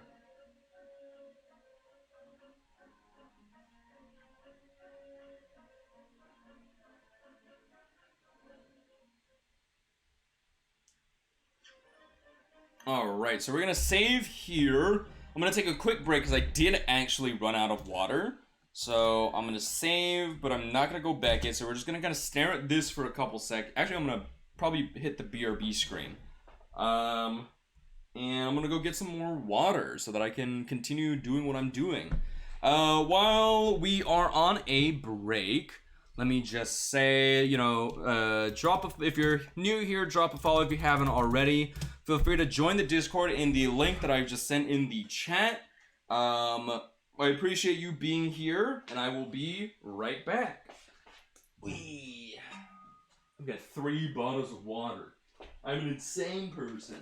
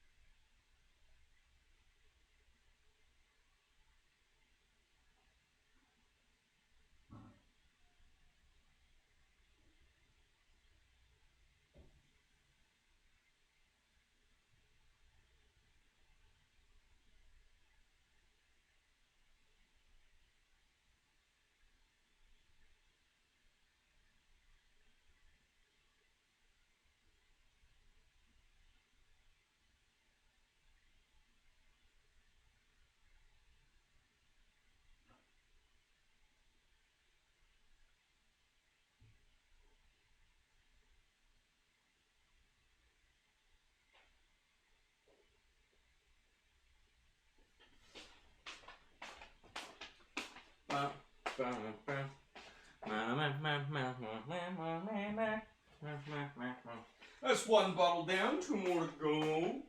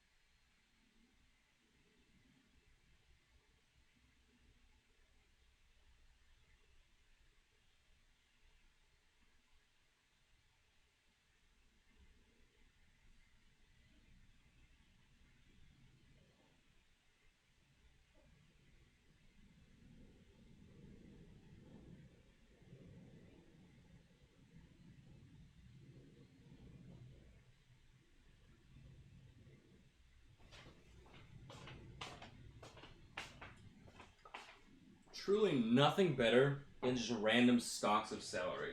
It's just so good. Also, one more bottle left.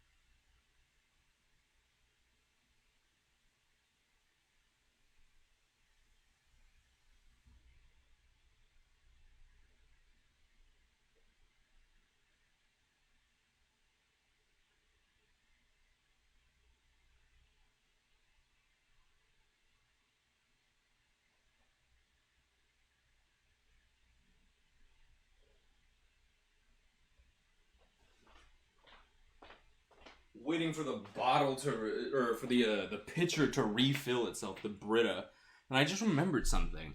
I'm going to try this and see if it works. Okay, that did not work.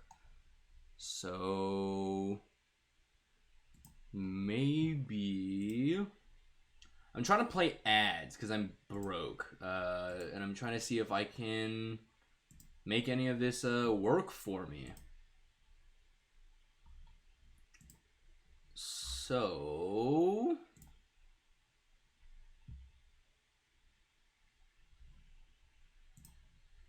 let's see. Yeah, quick actions, right? One would think that that would work. Let's see. Raid a channel. I could even start a watch party if I wanted to. Manage your customer requests, clear chat history, toggle email only, toggle sub only, toggle follower only, run 30-second ad break, run a 3-minute ad break. So I got 1 minute, 3 minutes. I'm gonna take off 1 minute and do 1:30. 2-minute ad break and 2:30. Okay. So we've got those. I'm gonna try running this 3-minute ad break.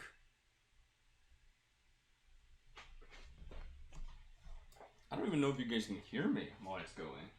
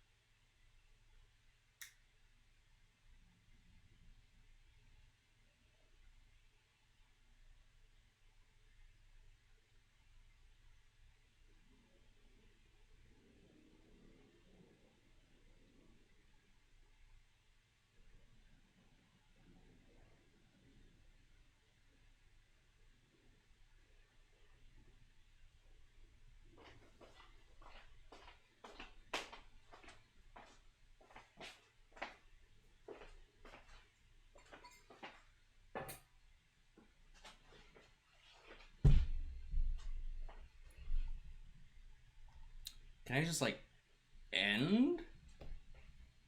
That's only 30 seconds.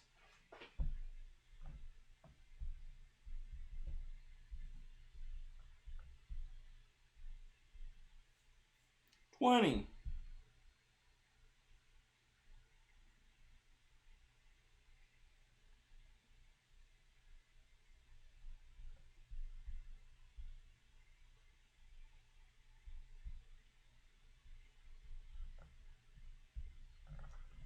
$2.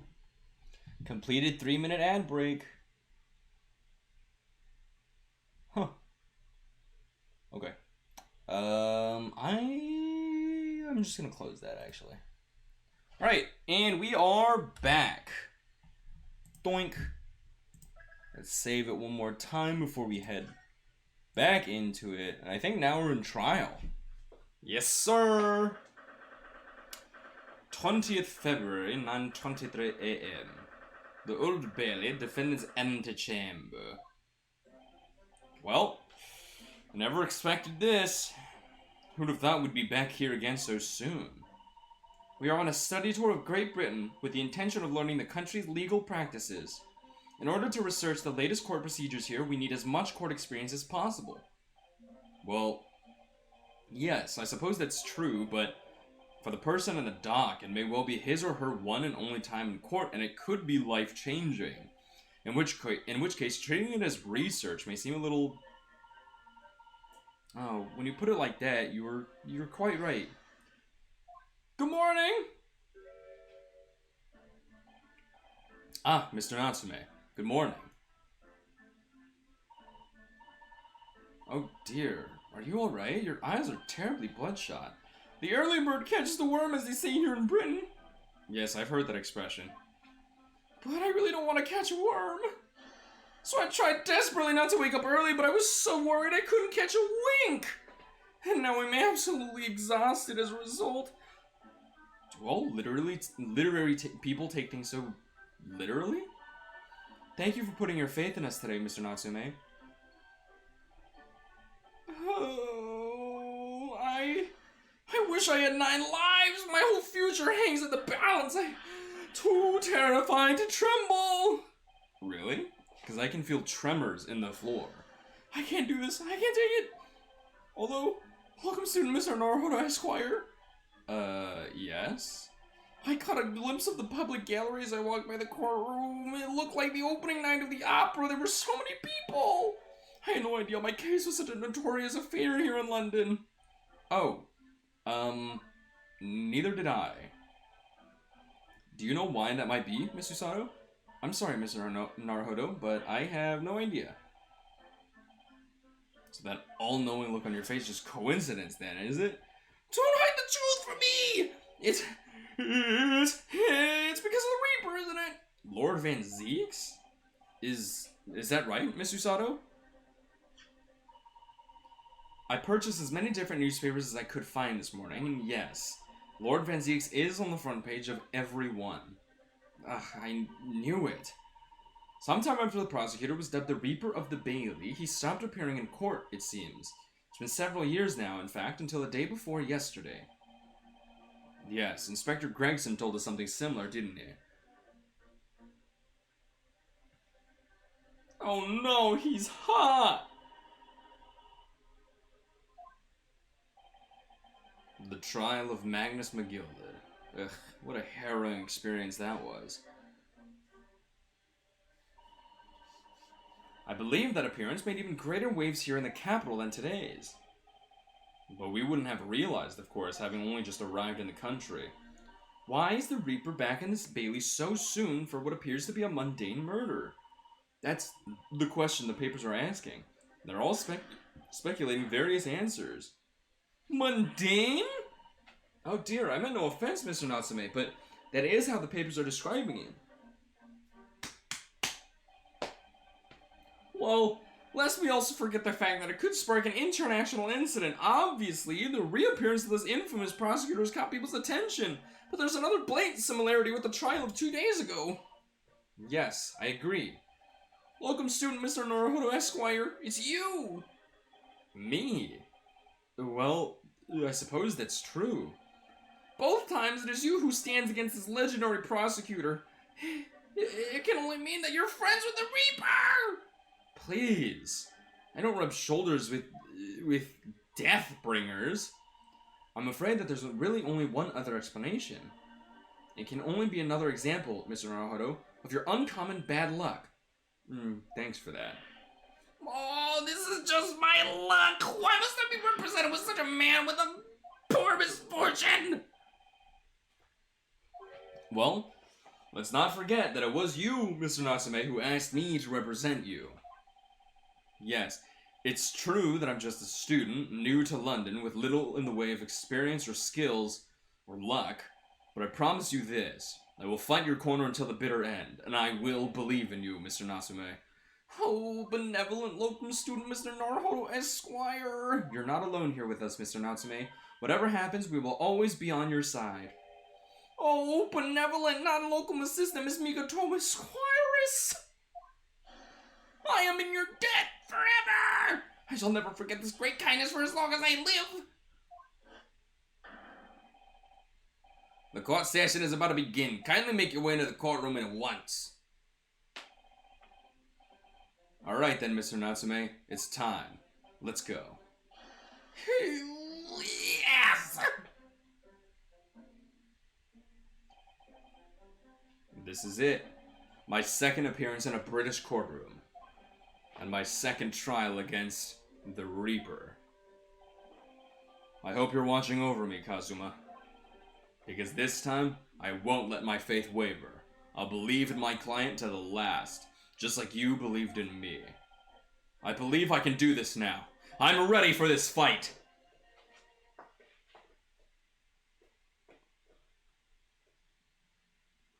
He was so gay. They were so gay, perhaps.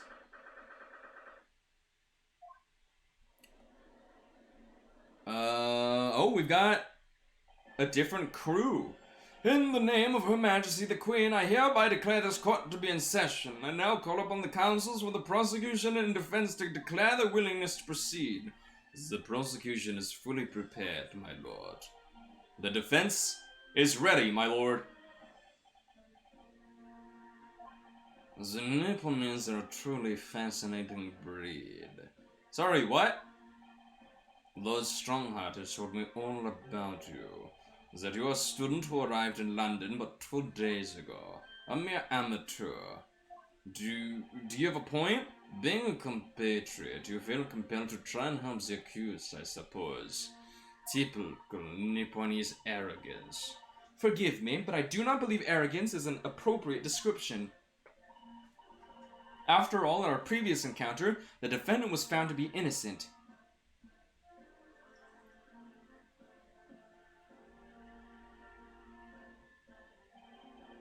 Very true.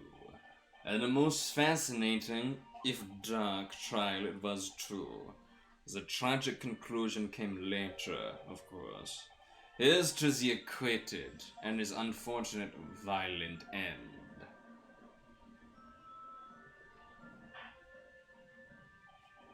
Thank you, counsels. I see both sides are in fine fettle.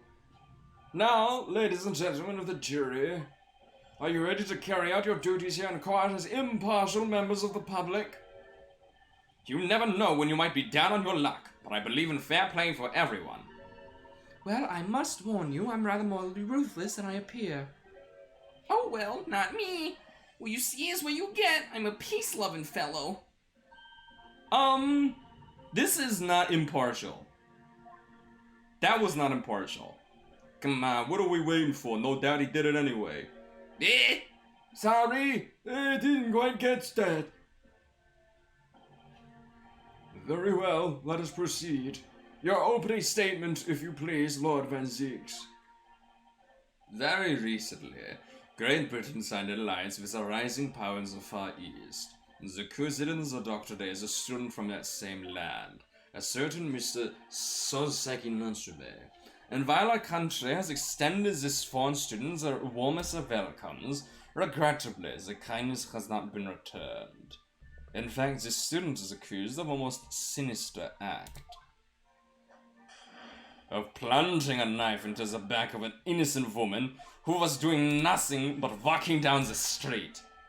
A knife crime, I tell you from bitter experience, those are the worst! Bloody oath they are! Just look at that sallow complexion and short stature. He's one of those dreadful Japanese. Come on, let's get this over with. With me now, everyone. 1, 2, 3! Sorry! I didn't quite catch that. Pray, forgive the discourtesy of smashing my hallowed chalice here in this great chamber. Allow me to call the first witness to the stand. Very well. Bailiff, Lead the inspector in, please. Do I still only have 2 health? That's my concern. Your name and occupation, please. Yeah, that's right. Put your fish and chips in your pocket, you gross little man. Yes, sir. Tobias Gregson, Detective Inspector at Scotland Yard. Would you please summarize the events of the case for the court, Inspector? The victim is thought to be a young woman in her 20s by the name of Olive Green. I beg your pardon, Inspector. Thought to be... Yes. Having been stabbed in the back by her attacker knife, the victim fell unconscious. I don't know why he turned southern all of a sudden. Sorry. That was 3 days ago now, and she's been comatose ever since. What? So they don't even know who she is for sure? Doesn't she have ID? She should have ID. Comatose. I see. But her life is not in danger. Fortunately for the Eastern students, the charge will not be murder. Pray, elaborate on the details, Inspector. Sir, if I could ask everyone to look at his street map.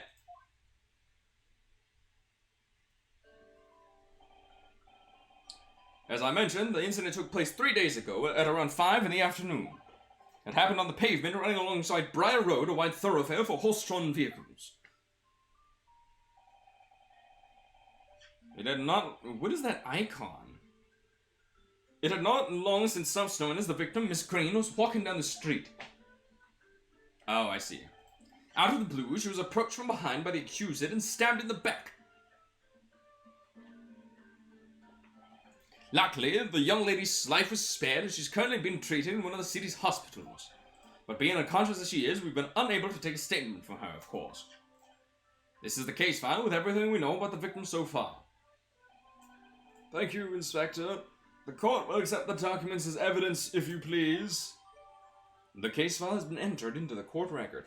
A file containing an overview of the case and details about the victim. She was found with a knife in her back and is currently in hospital, yet to regain consciousness.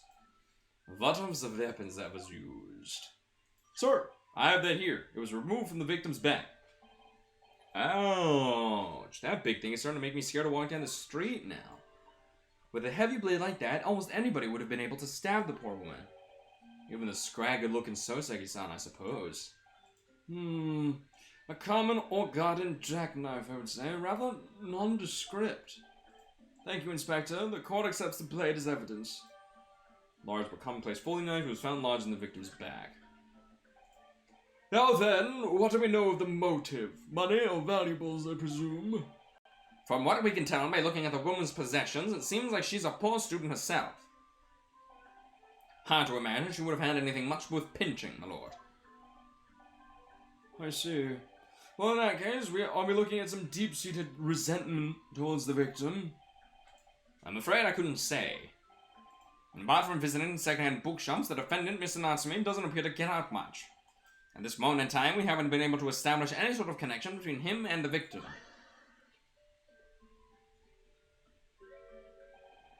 If theft and grievance had been ruled out as the motive, what reason could Mr. Natsume possibly have had for stabbing the young woman? Yet you arrested the man in spite of that, in a totally unjustified and heavy-handed way. Nigiari! Oh! Someone dead back there. Pray forgive the discourtesy of flinging a freshly uncorked bottle into the public gallery, but your words have soured its hallowed bouquet.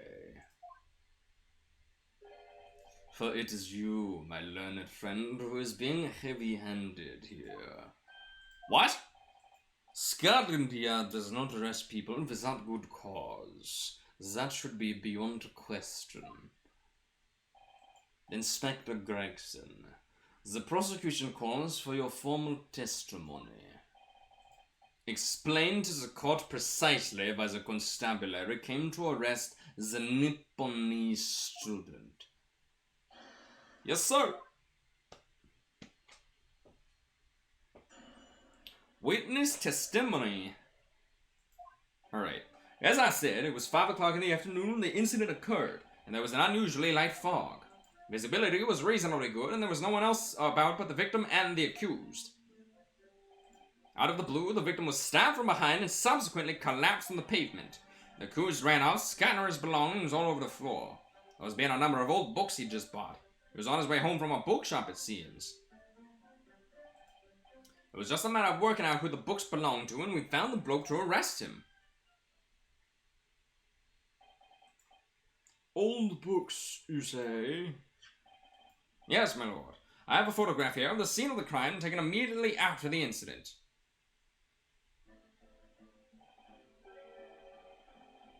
Ah, yes, I can clearly see the books to which you're referring.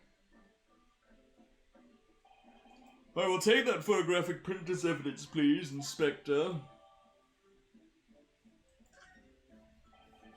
You Nipponese are a spineless breed, too cowardly and to admit defeat, denying everything despite overwhelming evidence to the contrary. Well, forgive me, Lord Van Zieks, but the defendant is not denying everything, as you put it. What are you doing, Mr. Sato? Do go on. Mr. Natsume has admitted to playing some part in the incident. Isn't that right, Mr. Naruhodo? Well, now you mention it. When we visited him in the prison yesterday, he did tell us what had all happened. As I was walking along that cursed pavement, I could make out the sole silhouette of another ahead of me. A woman, wearing a green overcoat she was, and just as I went to overtake her, she suddenly let out a little scream and collapsed into the cold hard slabs of stone at my feet. I was terrified. I had to get away from there. So I ran, as fast as my legs would carry me back to my accursed lodgings. A green overcoat. Well, that's exactly what the woman in that print is wearing. Oh my, a photographic print in full color. What will the world come up with next? The defendant has done nothing more than admit he fled the scene of a terrifying incident. That does not mean that he's guilty of the heinous crime of stabbing the woman in the back. There was nobody else there at the time, just the two of them, the victim and the accused. In other words, there is nobody else who could possibly have stabbed the woman. A fact that the accused concedes. Ugh. It seems this cross-examination could prove to be pivotal, Counsel. Proceed, please. Yes, my lord. Nothing for it. I have to use this cross-examination to turn the tables here. It's our only chance.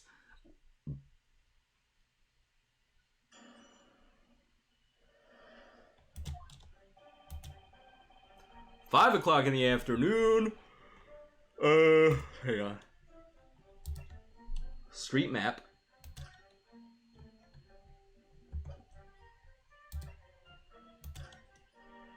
Sum of 2 shillings tendered in receipt of a picture of Monsieur Lecoq, a meal for Gabriel, Canterbury Yearnings.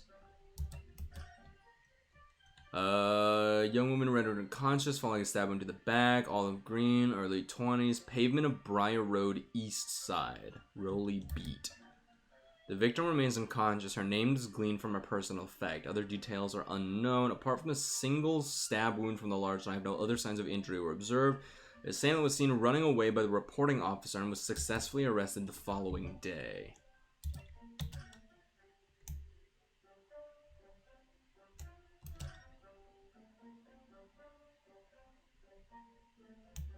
It's a pretty blunt knife. Oh, look here, Mr. Naruhodo, just at the tip. A small piece of the blade appears to be missing. You're right. Well spotted, Miss Usato. I wonder what could have happened to it. Ew, gross. It's still in her. Yes, you don't think it could still be lodged in the victim, do you? Oh dear. I do hope not. That sounds terribly painful.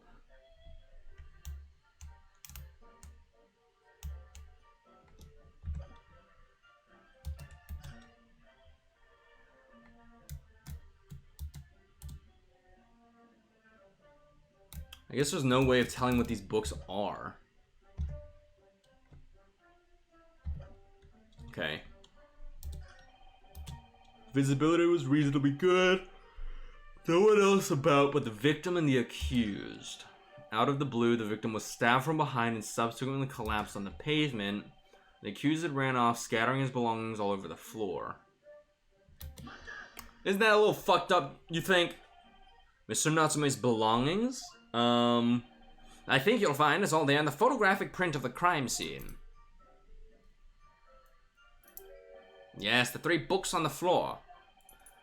That's right, oh fuck. That's right, my lord. Second-hand books they were, irreparably damaged after falling in the snow, of course. The accused could easily have carried all 3 books in one hand, which means his other hand would have been free to wield a knife, for example. He's very clever, isn't he? What do you mean? He's made it extremely hard for you to assert that Mr. Natsume had his hands full with his books. He's managed to close the one avenue of escape we might have had before we even knew it was there. You mean to say that the defendant was holding his belongings as he thrust the knife into the woman's back? That must be what happened, my lord, yes.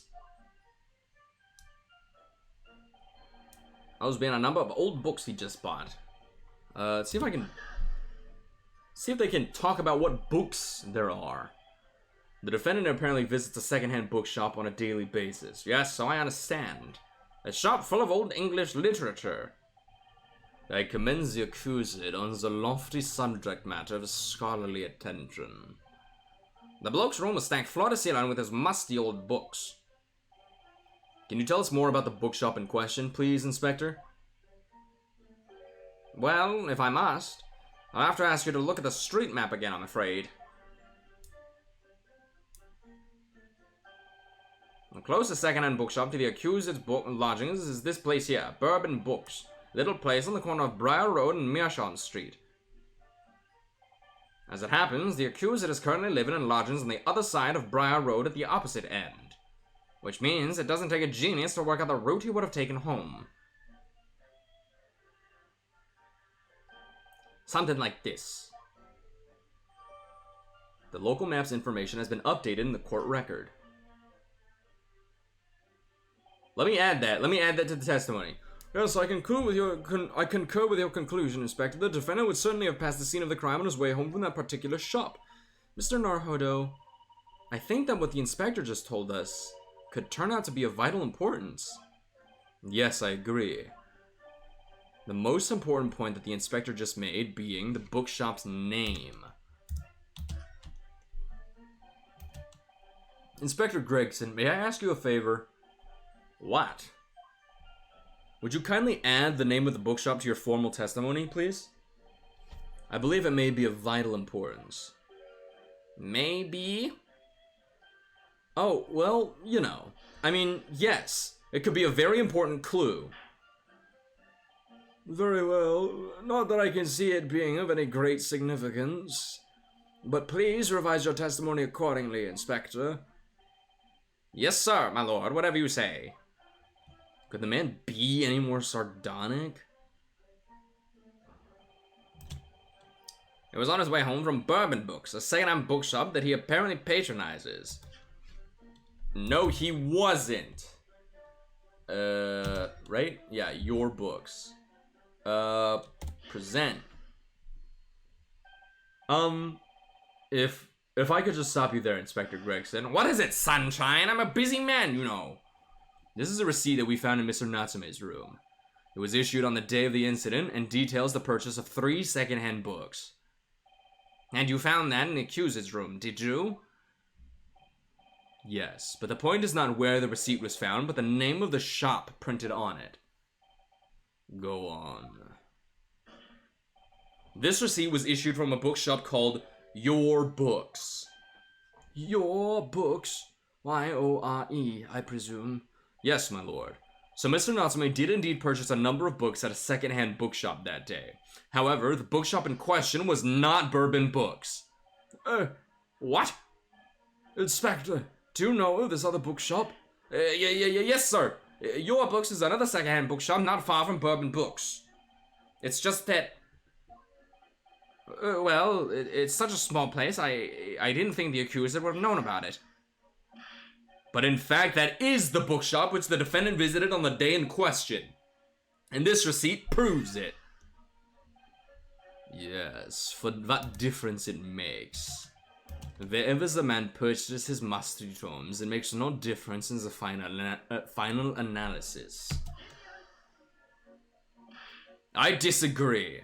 I mean, after all, I have the street map here, if that might be of help. Oh, yes, thank you. Have a look at this, please. Don't tell me to point it out, because I don't know where it is.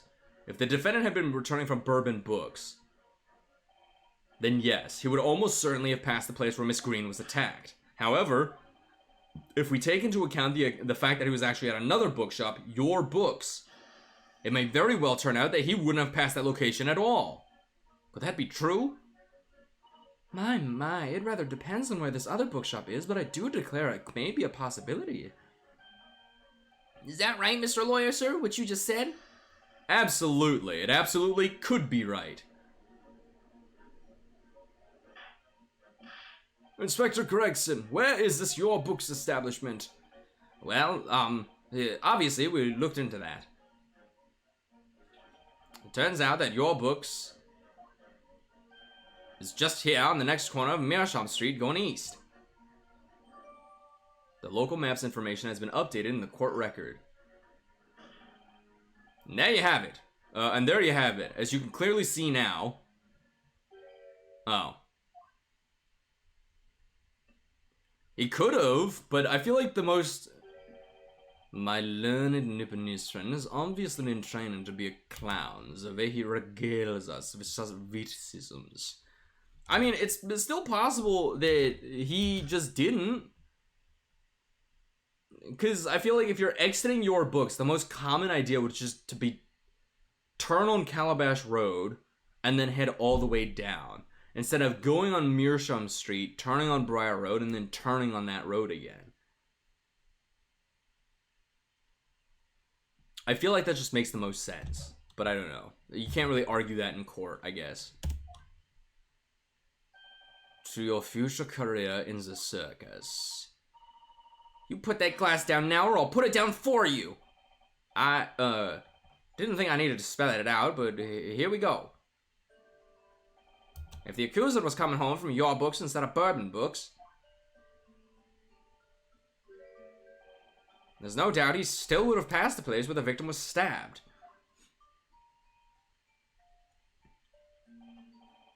Yes, thank you, Inspector. Ugh.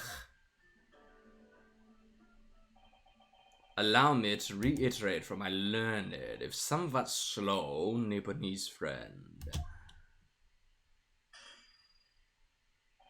Wherever the man purchased his mastery tomes, it makes no difference in the final analysis.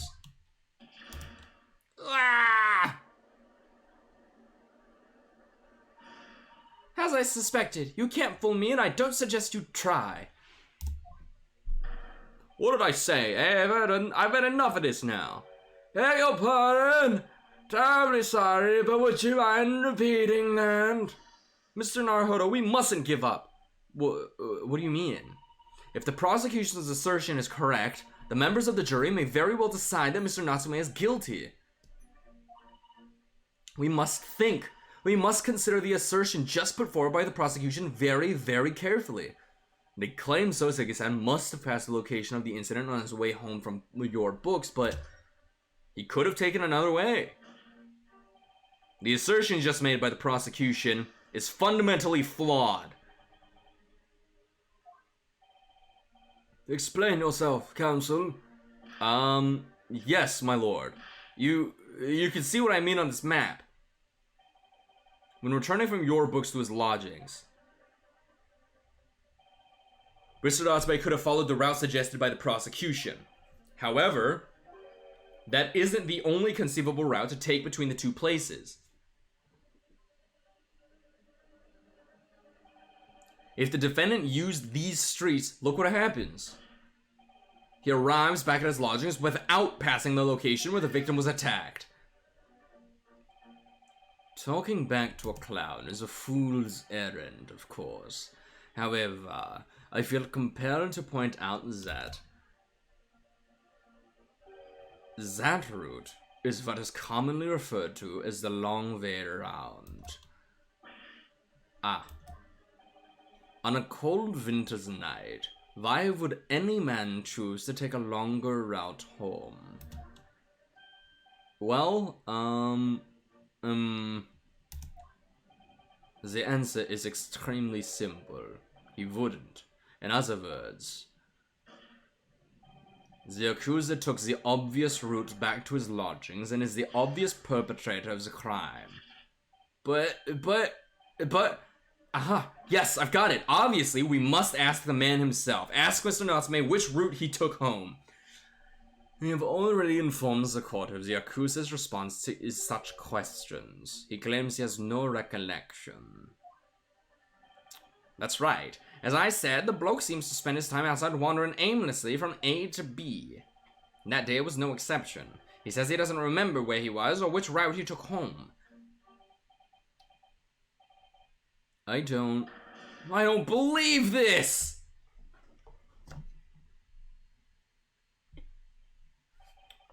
I thank you, my learned friend, and suggest that we do not waste any more of the court's time by wandering aimlessly around on this subject.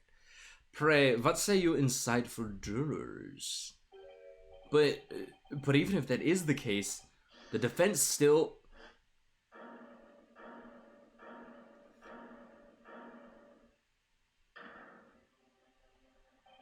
I agree with Lord Van Zeeks, wholeheartedly and in every way. What? I don't believe it. Does this mean we members of the jury are completely convinced now? Very well. In that case, I hereby call upon all members of the jury to present your findings to the court. Guilty. Guilty. Guilty. Guilty. Guilty. Guilty. Oh, that was kind of satisfying. This is not allowed.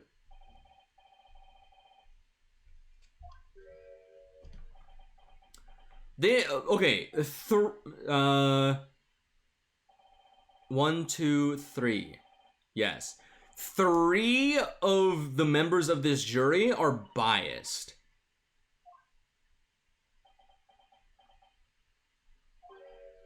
There's Bruce Fairplay from the last trial, the Hatter from also the last trial, and then Joan, the landlord's wife. So these are all hugely, biased parties. They should not be on the jury.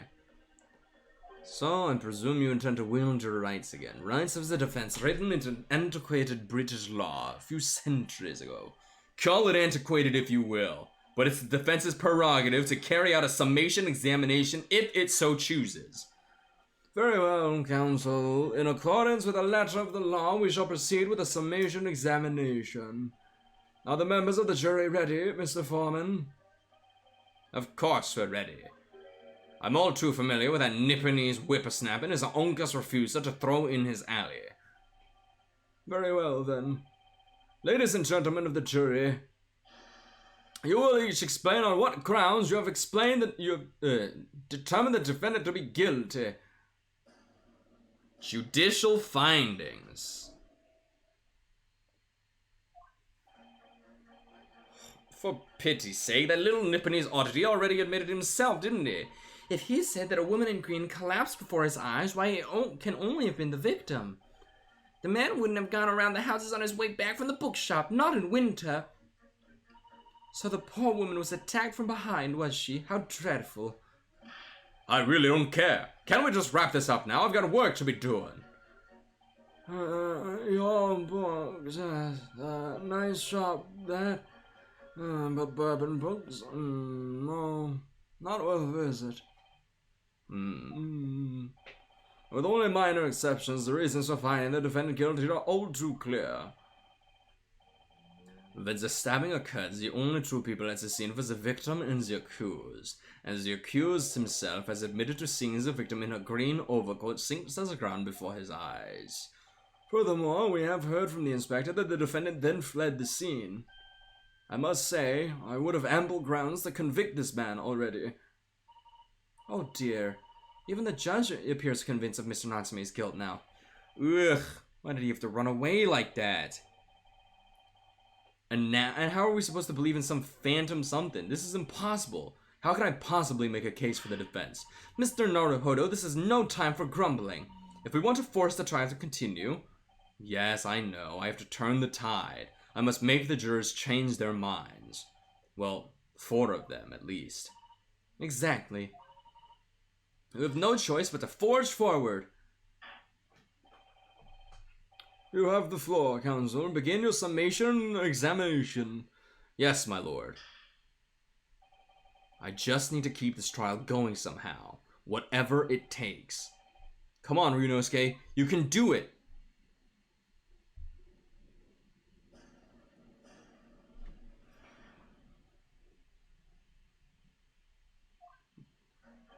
For pity's sake, that little Nipponese oddity already admitted it himself, didn't he? If he said that a woman in green collapsed before his eyes, why, it can only have been the victim. The man wouldn't have gone around the houses on his way back from the bookshop, not in winter. So the poor woman was attacked from behind, was she? How dreadful.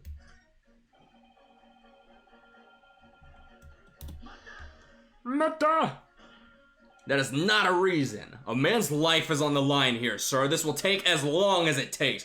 Don't get clever with me now, son. My life's on the line too, and so is my family's. Ah.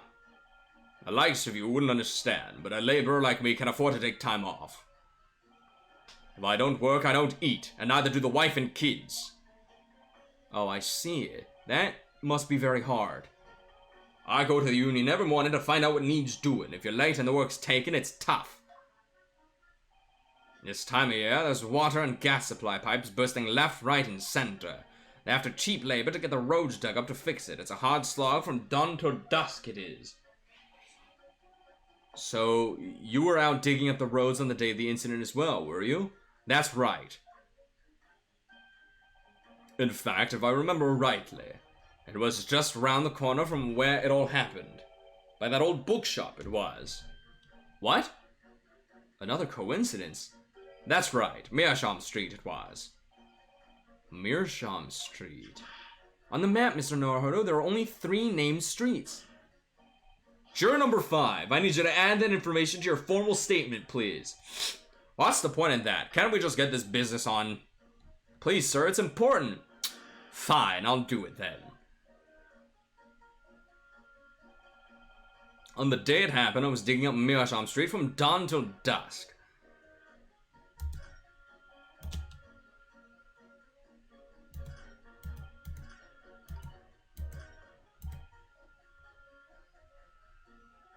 Oh! Pit this doobus with this dweebus. Those 2 statements are clearly at odds with one another. At odds, counsel. Explain yourself. Please don't point. It wasn't me, I swear. What? Well, I just want to get this done and dusted. Well, juror number 3. Oh, me, sir. What do you mean?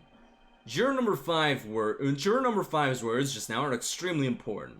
Let's take a moment to consider the implication of what's been said on our map of the local area. On the day in question, Mr. Natsume visited this bookshop to purchase a number of secondhand books. And on the same day, we now know that there were works being carried out on Meerschaum Street, making it impassable. Which means that the defendant's route home could not have taken him along Meerschaum Street and down Briar Road. Oh, yes, of course. What do you think, sir? Well, yes, you can't argue with that, really, can you? We must have had a good 2 yards or more of the pavement up. Every gentleman and gentlewoman that came along had to turn back and go the other way. So the only conclusion is this. The defendant must have taken the longer route back to his lodgings. Yes, I suppose he must have. I suppose that must be right, eh? Juror number 3, you said the following. The man wouldn't have gone around the houses on his way back from the bookshop. But we see now that he had no choice.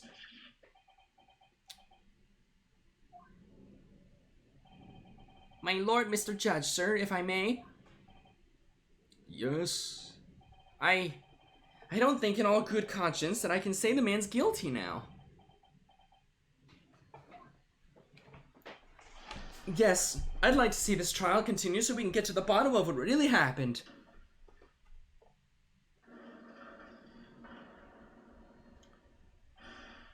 What about you, sir? Who, me? Well, alright then. If there's a hole in the prosecution's argument, it should be filled in, that's what I say. That guy's Large. You can barely see the banner behind him. Oh, well done, Mr. Naruhodo. That was wonderful. Well, we've managed to change a couple of minds at least, and strengthen our position somewhat. Yes, and it will prompt the other members of the jury to reconsider their stance as well. They'll be asking themselves if their current leanings are really right or not. Now, if we could just identify one more clue or discrepancy that would make them stop doubting Mr. Natsume. Yes, that's exactly what we've got to do. Van Zieks is looking to bring this trial to an early conclusion. That's what we have to prevent by whatever means we have at our disposal.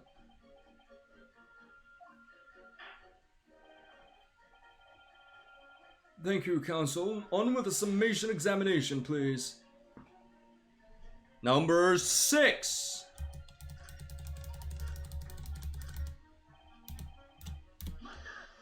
That's not relevant. Sorry. Fold it, you say? Fold what? No. What I said was hold it. What I wanted to ask was, do you visit your books often? I like the old books I have in there, yes. I enjoy reading them over a nice cup of old tea.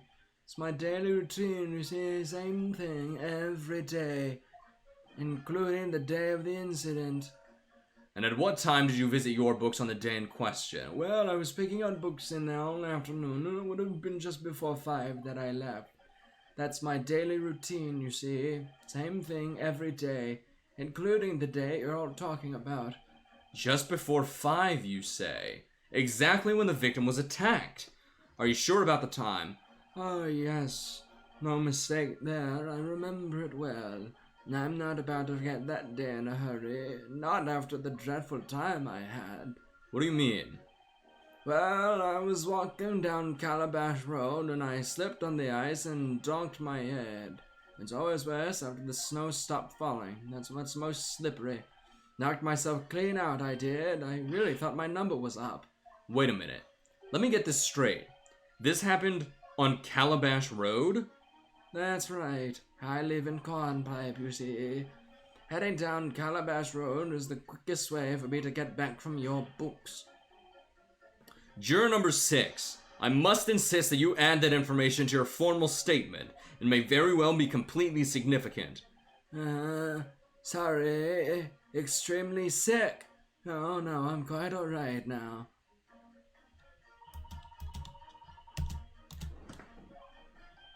Yes, just 2 more to go. Deliver the finishing blow now. It's time to turn the tables here. I wish I knew how to do a Susanoo tank down. I guess words will just have to do for now.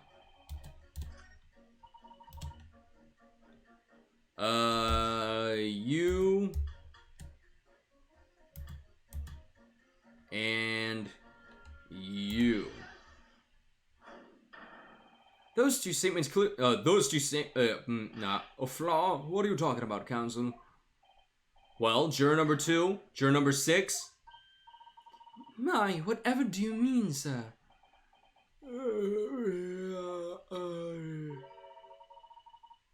I think perhaps the old man didn't hear you. Unbelievable. It's not like it was loud or anything. There's at least one fact of which we can be sure here. The bookshelf receipt found in the defendant's room clearly indicates that on the day of the attack, he had been to your books and purchased a number of second-hand titles. He then returned home on foot. But the man says he has no recollection of his return journey. That's correct. But what he does remember is seeing someone appear in front of him on the way. Someone in a green overcoat who suddenly collapsed on the pavement before his eyes. Yes, we are all aware of this. The poor young woman who was stabbed, obviously. Can we really be sure of that, madam? My, whatever do you mean? I'm sure you heard juror number 6's account of what happened to him that day. That same afternoon, there was somebody else apart from the victim, who was wearing a green overcoat and who fell over on the icy streets in the neighborhood. Oh my. My goodness, you mean... That's right. I'm referring, of course, to juror number 6. To hard of hearing juror number 6. Are you really suggesting that the person in the green overcoat whom the defendant saw collapse in front of his eyes was the jolly old gentleman on the end of the bench here with me today? That is entirely possible, yes. After all, the old man has a somewhat similar build to the victim. Well, look at that. My goodness me. Sorry. You need a pee. And crucially, we know precisely where the old man in the green overcoat fell. On Calabash Road. Therefore, if the person who Mr. Natsume saw collapsing in front of him was in fact juror number 6, it means the defendant must have taken the long route back to his lodgings. And if that's true, then clearly the crime scene on Briar Road where the woman was stabbed was not on his way home.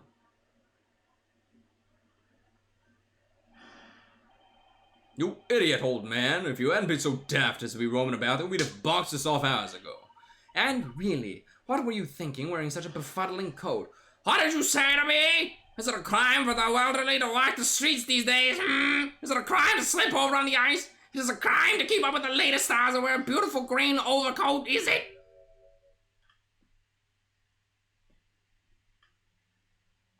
My lord, I do hope it won't cause any inconvenience, but... You'd like to change your leaning, I presume? I do declare that I would. I should like to call for a verdict of not guilty. Thank you. And I would too. What? Is it a crime to change your mind, is it? Well...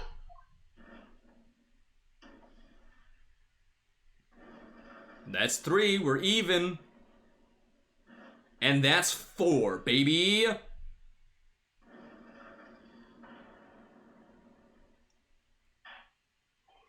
Well, that summation examination is concluded with a rather large shift in opinion. The ayes 2, the noes 4. So the noes have it. Not guilty, they say. Which means we no longer have a consensus on the members of the jury. The trial will continue.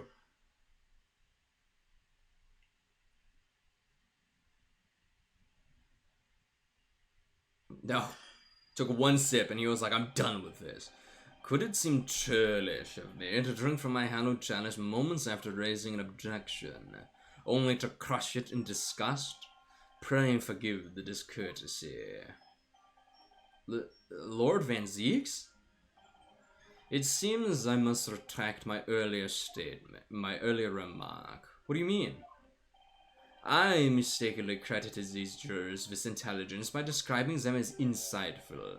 Yet we have just witnessed them falling for a trick performed by an Eastern entertainer. Whatever do you mean?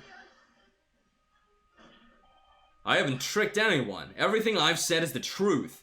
Indeed. Stalwart juror number 5 was undoubtedly repairing the road as he claims. I believe you said it was a good 2 yards of the pavement that was excavated, sir. That's right. It took me the whole day and all to repair it.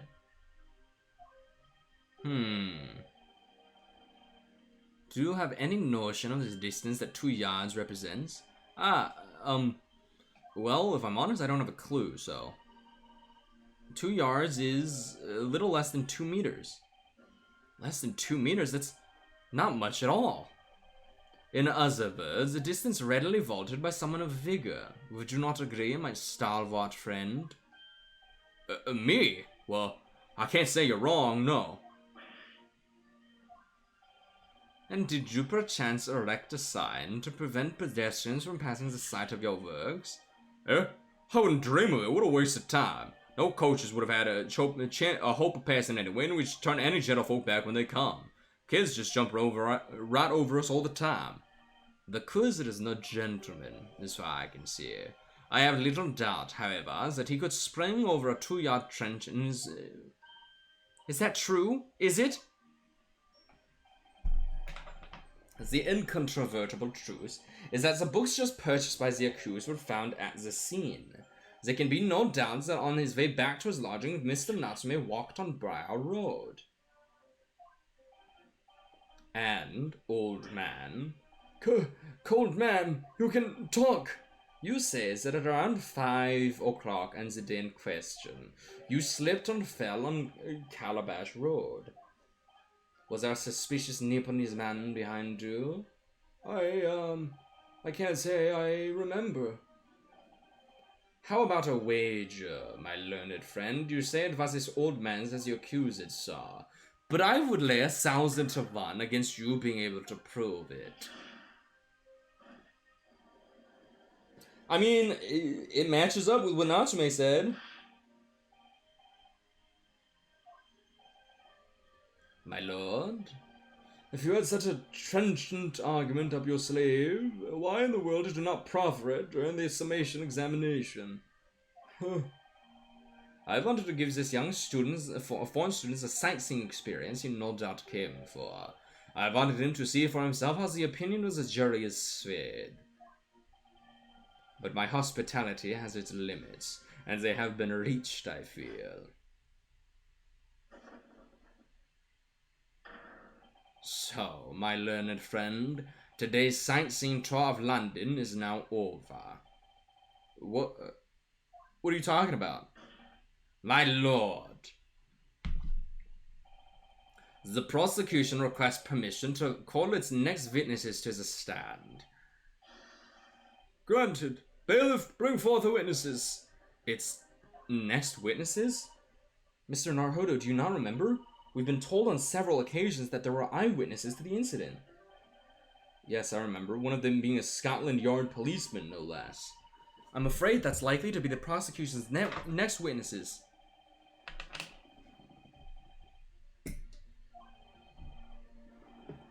I believe in Soseki-san. I know he's innocent, and I'll keep believing until the very end. Until this battle is over.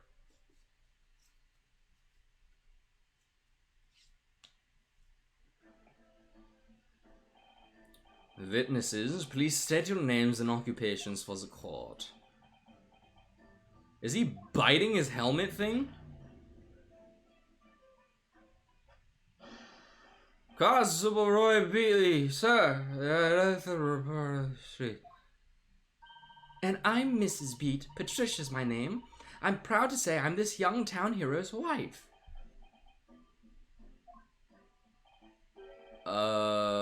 What's the story here? Well, in truth, we've not been married long. In fact, we celebrated our first anniversary only the other day.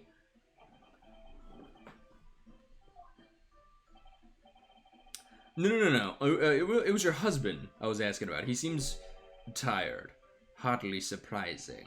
Whilst being an honorable occupation, patrolling the beat is the most demanding work in the world. Oh, really? I'm sure I've heard that before, actually. Indeed. Apart from rare days off, our gallant officers trudge some 20 miles a day, you see. They patrol boarding houses and pubs, collect taxes, survey the streets, check that meters are reading true, and they're responsible for keeping the streets clean and lighting and extinguishing our street lamps. There are a number of items on that list that don't sound like policing duties at all. I wouldn't just be falling asleep on my feet, I'd have collapsed long ago. But it goes without saying that a policeman's primary duty is the apprehension of criminals. Even when he's off duty, a constable is expected to investigate and remain on the beat, for the London Bobby is a man of honor. And a man of slumber. On the day in question, this man and his wife were walking down Briar Road in the opposite direction, and they witnessed the incident as it occurred. Is that not correct, Mr. and Mrs. Beat? That's right, sir. Isn't it, Rolly?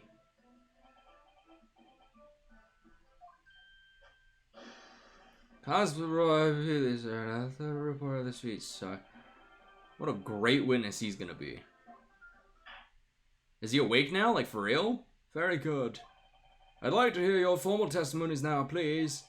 You will tell the court exactly what you saw on the afternoon of the incident. Yes, sir.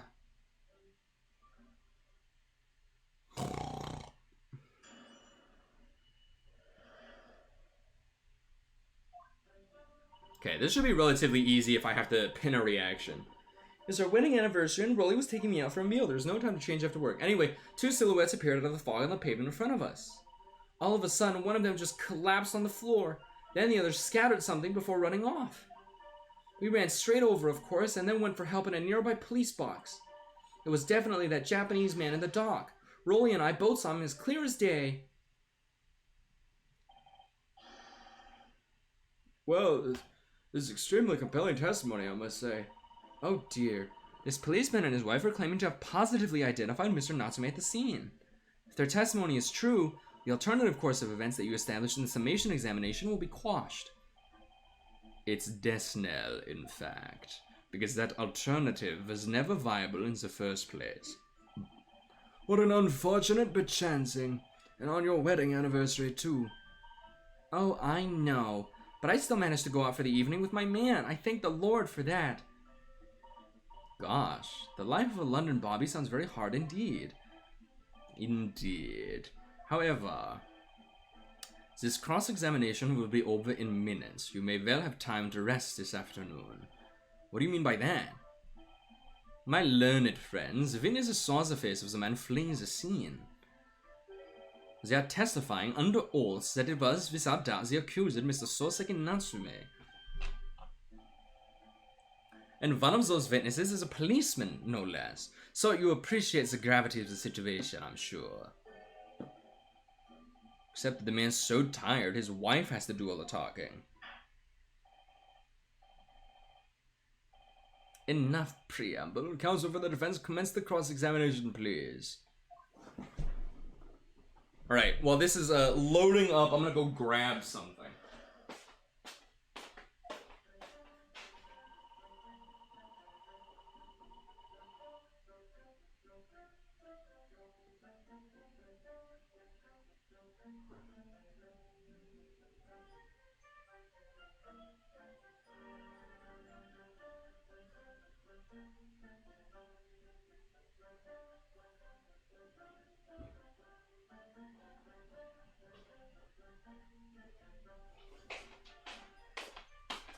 I am starved beyond belief, so I went and got a little something to eat. So in the meantime, I will not be voice acting, but I will still be, looking at everything and commenting on it.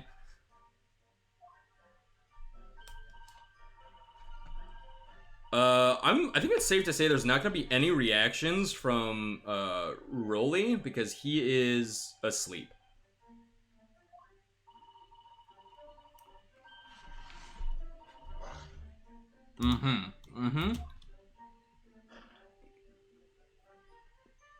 I heard his neck break on that one.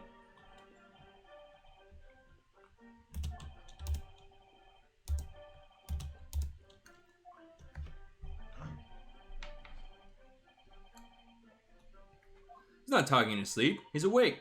Look at him. So it's also kind of a little iffy that they kind of look very similar.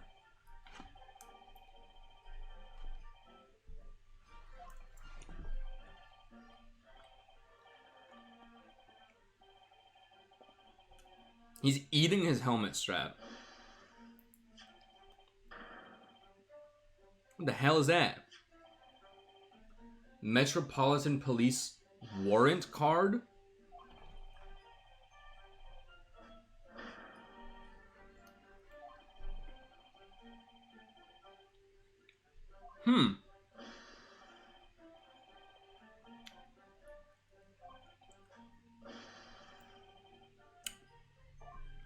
So does that just does that serve as like an on-hand warrant? That's kind of scary. Egg crab. Aww. Okay. Get a room. No. I think this might be Alabama.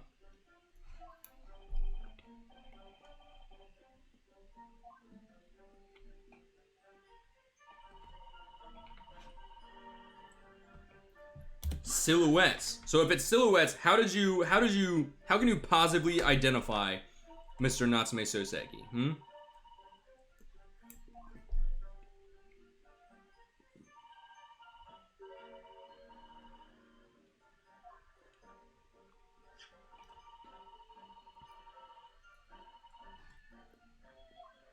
Wait, where did they say they were going? They said they were going to dinner, right? But where?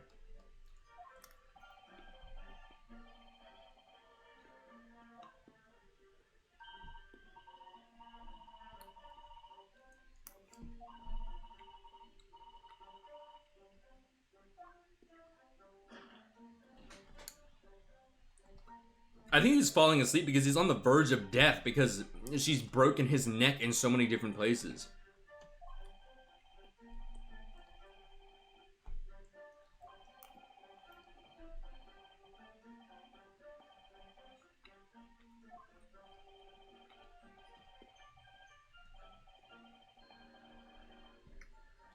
I don't know if he's sure of anything that he said. He is sleeping.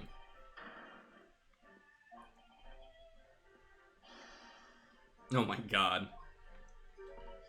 He's a wife guy. And I can respect that.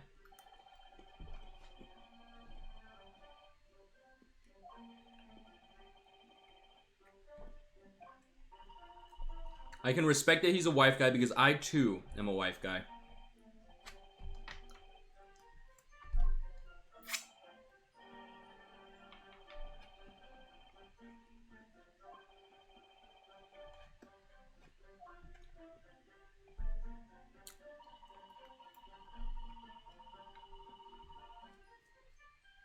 The fact that that everyone is saying that they like, that the assailant like scattered something before running off makes it sound like they scattered something on purpose. So maybe it was a plant. Oh, good, they're asking about it.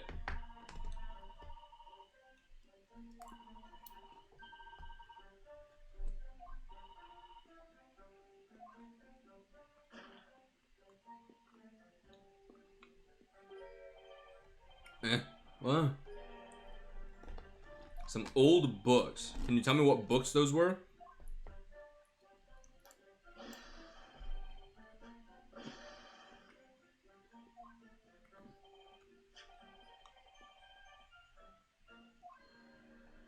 Can you tell me what books those were? God, there's a lot of like anti-Japanese sentiment here from these British folk. In like every single case.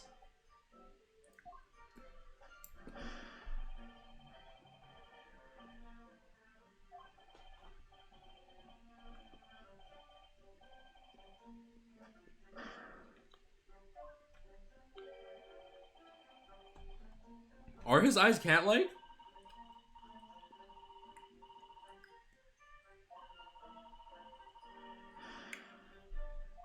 I don't think that's true. I think he's being framed.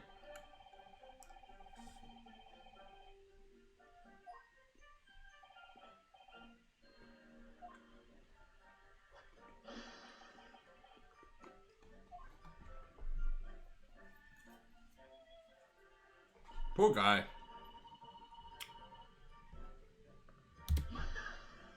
Rolly's straight up gonna die in his like late 30s because he's just overworked and so tired.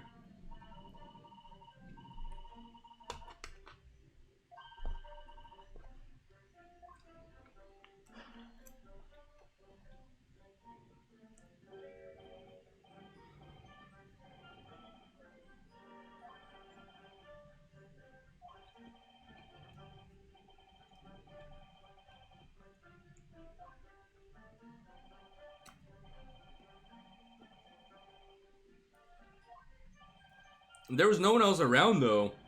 I feel like preserving the scene of the crime is not super necessary.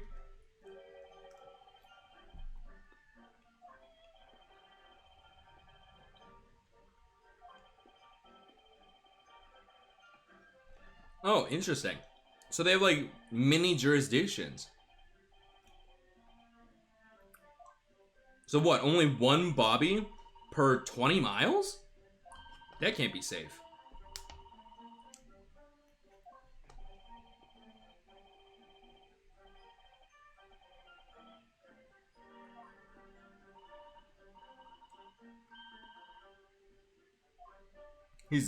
I mean, he is blushing. You are not incorrect.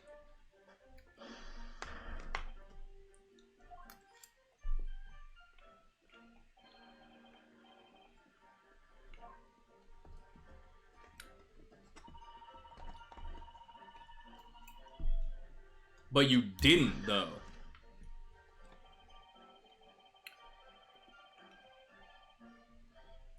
Not by that, or... That's a really weird thing to say.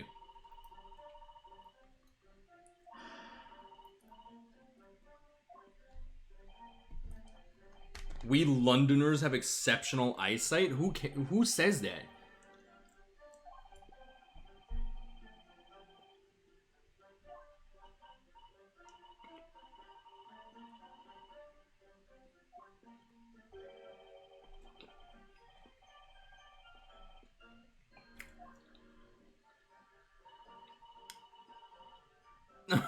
No, it doesn't.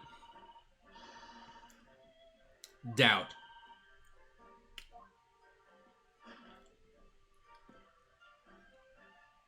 Let this poor man sleep.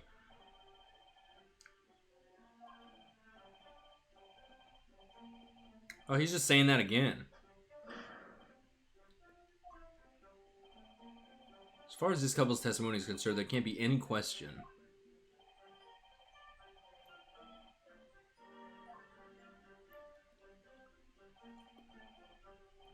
Well, if they were going up the street...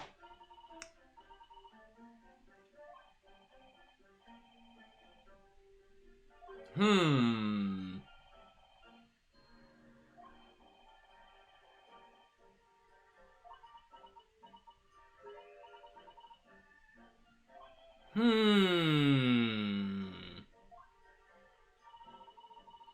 Hold on.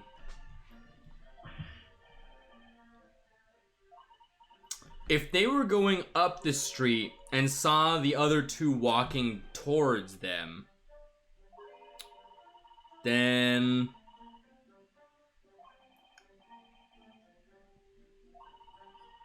If... I don't know, that doesn't really play out. Also, God, this cake is so sweet. I think I'm dying.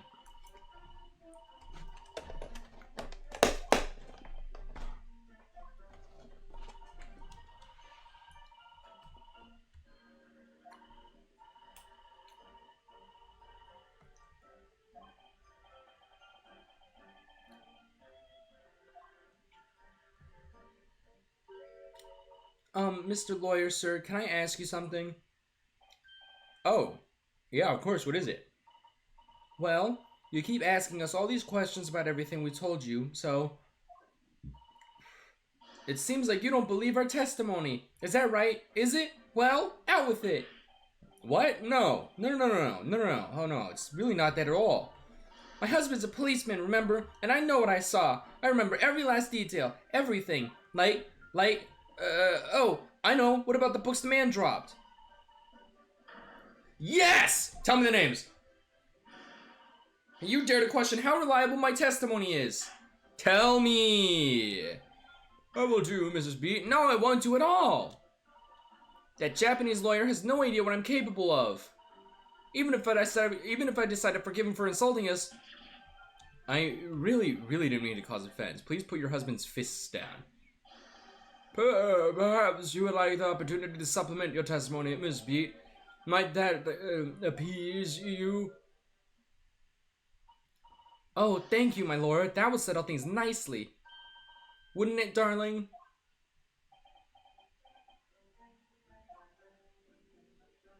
So,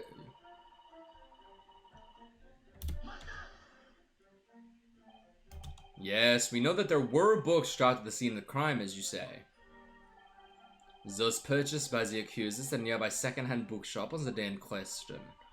After I'd been to the police box for help, I decided to have a good look over the area for good measure. I am a proud policeman's wife, after all. I did it for Rolly. And what was your husband doing at the time? Oh, he was lying face down in the snow, getting some well-deserved rest. He works ever so hard, you know? Ever so hard. Don't you, my darling? Interesting way of guarding the scene of the crime. Well, Mrs. B, seeing as you've regaled the court with tales of your powers of recollection, would you be so kind as to recount the titles of the books you observed at the scene?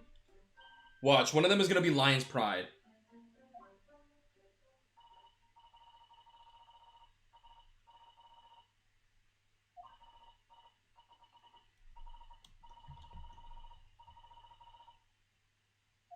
Yup. Oh, I fucking knew it! Yes. I see there are 1 or 2 holes in your memory. Oh, well, they were along those lines, I'm quite sure. There were indeed books found at the scene with titles along those lines, as you put it. Well, what did I tell you? So I think it's very mean the way you've been implying that my testimony can't be trusted. Don't you agree, darling? Anyone who upsets my prejudice will have me to answer to. Terrifying. Yes, she really is. So that's it, is it? Nope, it's not.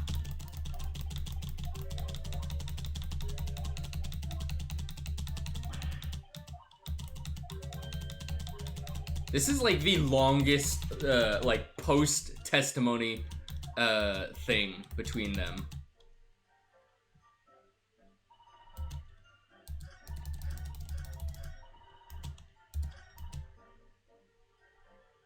Four books he dropped at the scene. Wait, no, I didn't mean to press! Alright, I'm gonna autoplay, I'm gonna go put this cake away, because it's killing me from the inside out.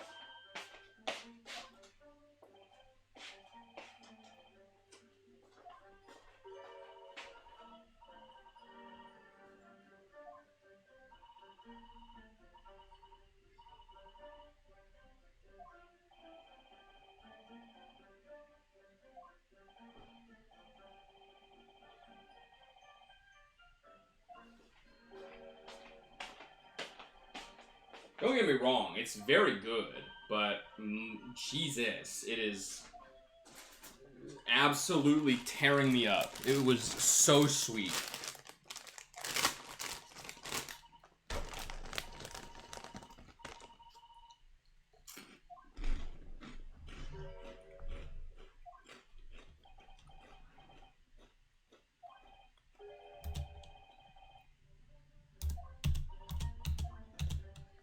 Okay, so there's all this. Skip, skip, skip.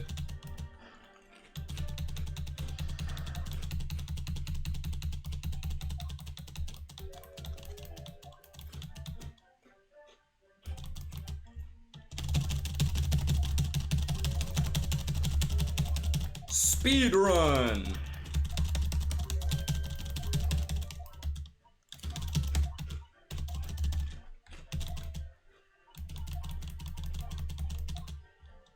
Okay, so last statement, present the receipt, because there's only 3 books. So you're saying that there were 4 books.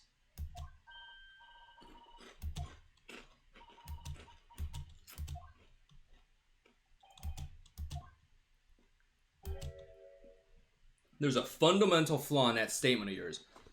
I think I probably could have also shown the crime scene photo here, actually.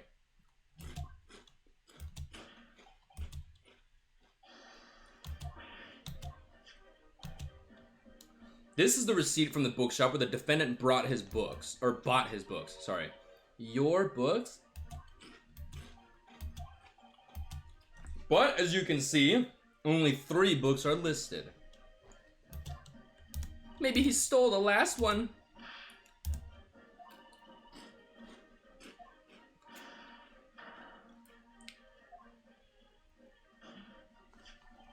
But what does that mean then? The crime scene was disturbed or what?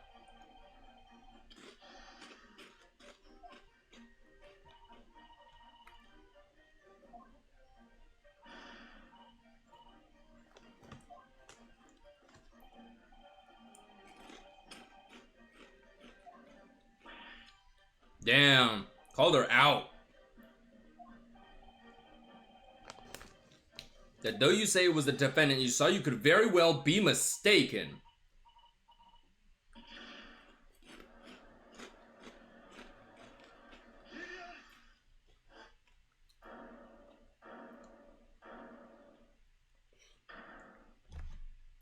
What now?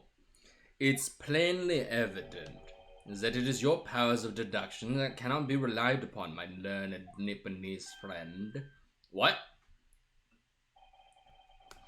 What cannot be denied is that these 2 witnesses saw the accused running from the scene. The facts that you know very well have no hope of disproving.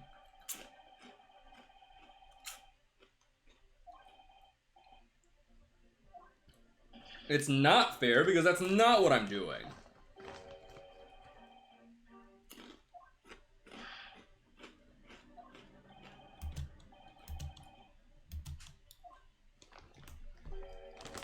To the policeman's wife and her entirely accurate testimony.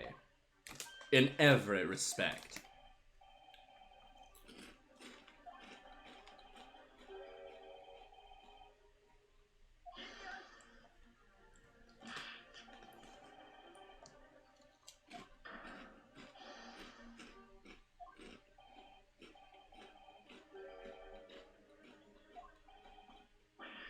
You have another print?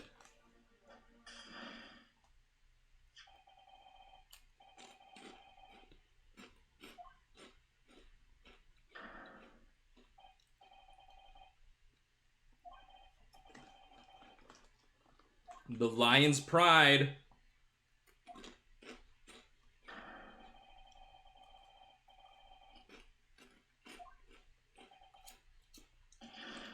Then why didn't you present this other picture originally also? You can't just withhold evidence like that.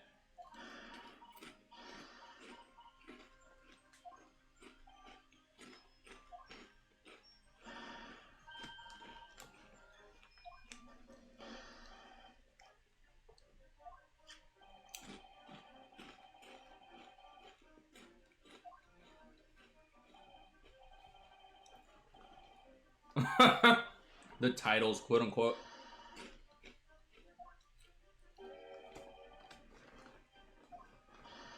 What's it yearnings? Canterbury yearnings.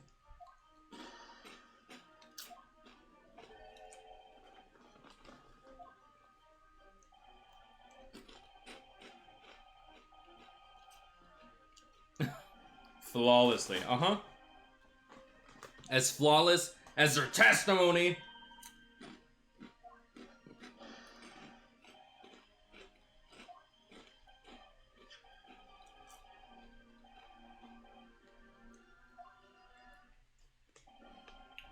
There's nothing surprising about that.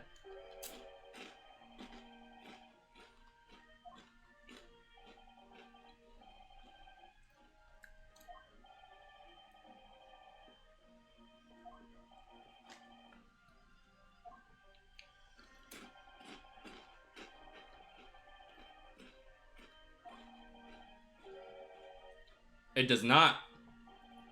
That's a false. That's false.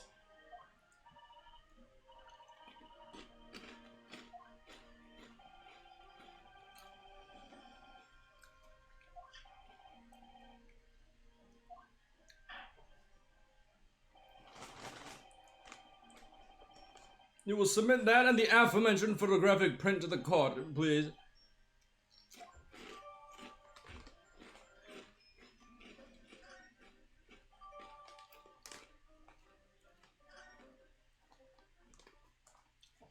I know exactly what's going on.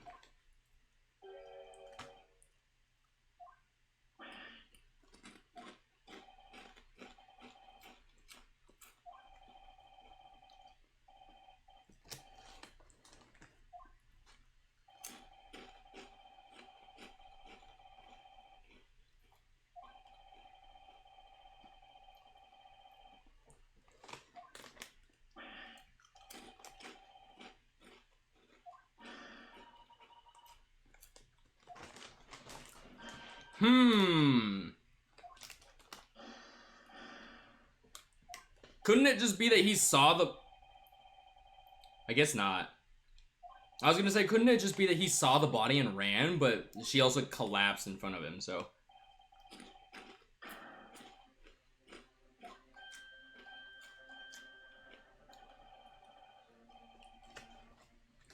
Unless Joan threw a knife at her husband and it soared out the window and stabbed her in the back.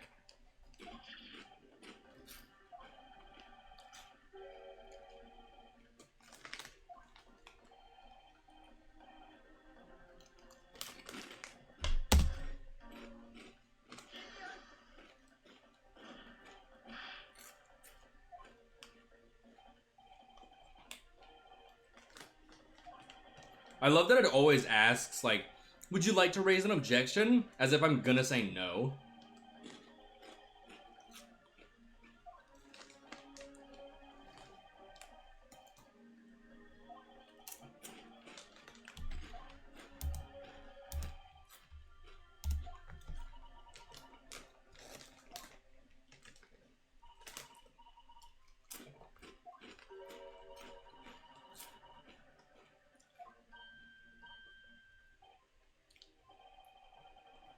I love that Susato always calls him out and is just like, hey, you're kind of being a piece of shit. And he's like, stop.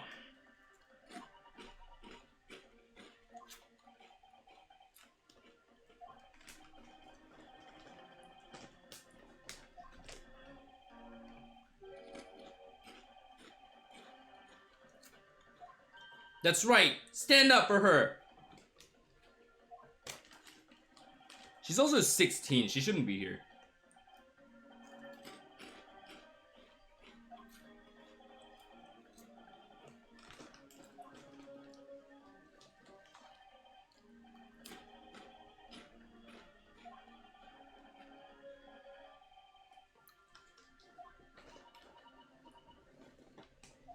The book.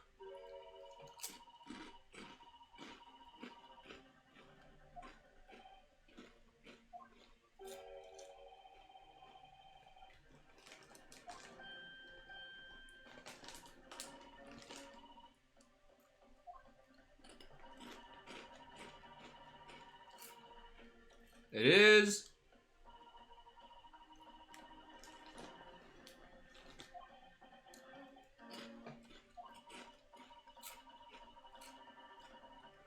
Uh-huh. I know exactly what I'm looking for and exactly what I'm gonna do with it. Let me at him! Let me at him!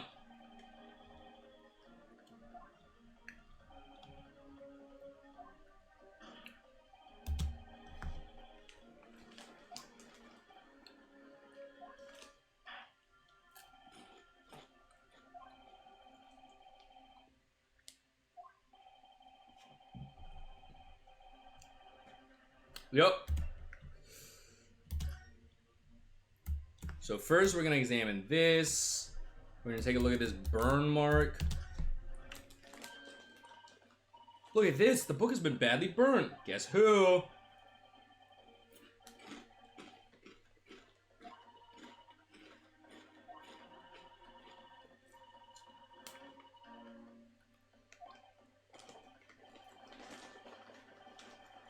Mm-hmm.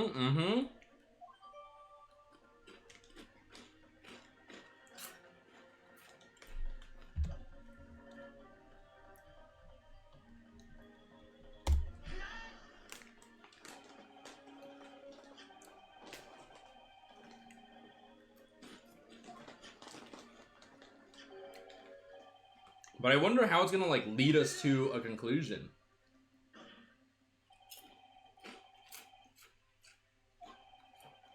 We have, but not from the right angle.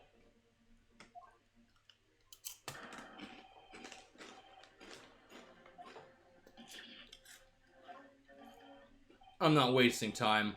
I never waste time.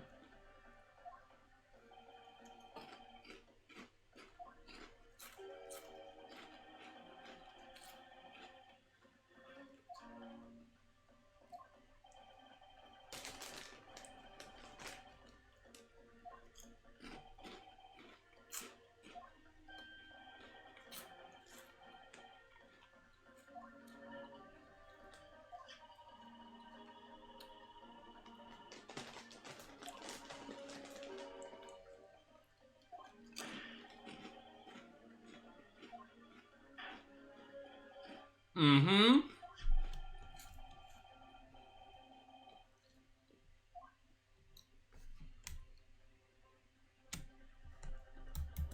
Yoink. I would ask the court to observe the back of the book in question. The back? What do you... Holy shit! Oh my god!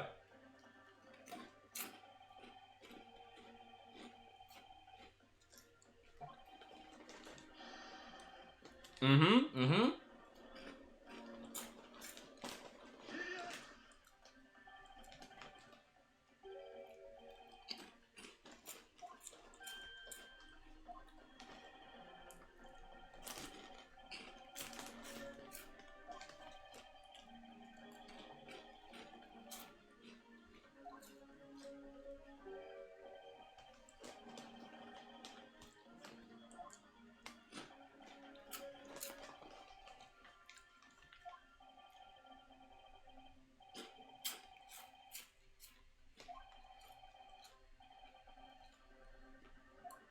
It's definitely a little odd.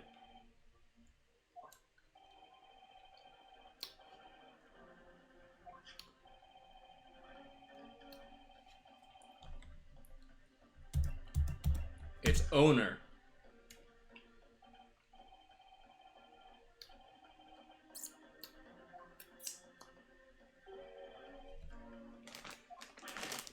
Because I don't think they would have been directly involved.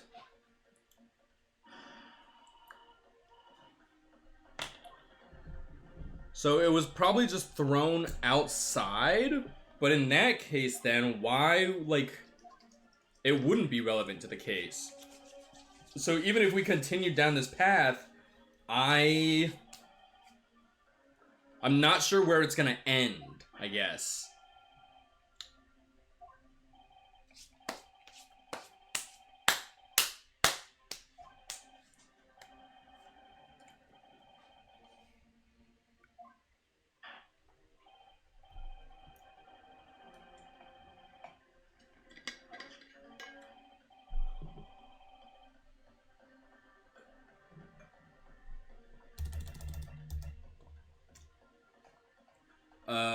You!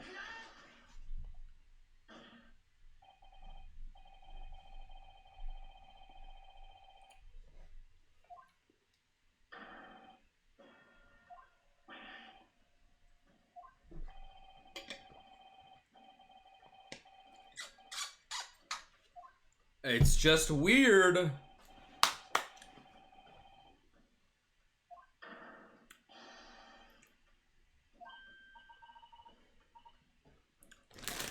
So does this...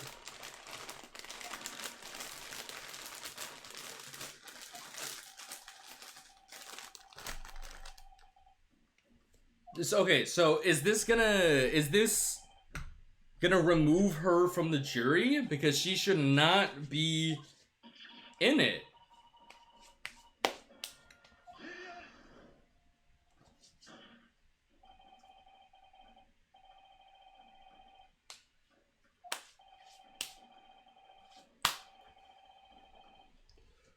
I do have evidence.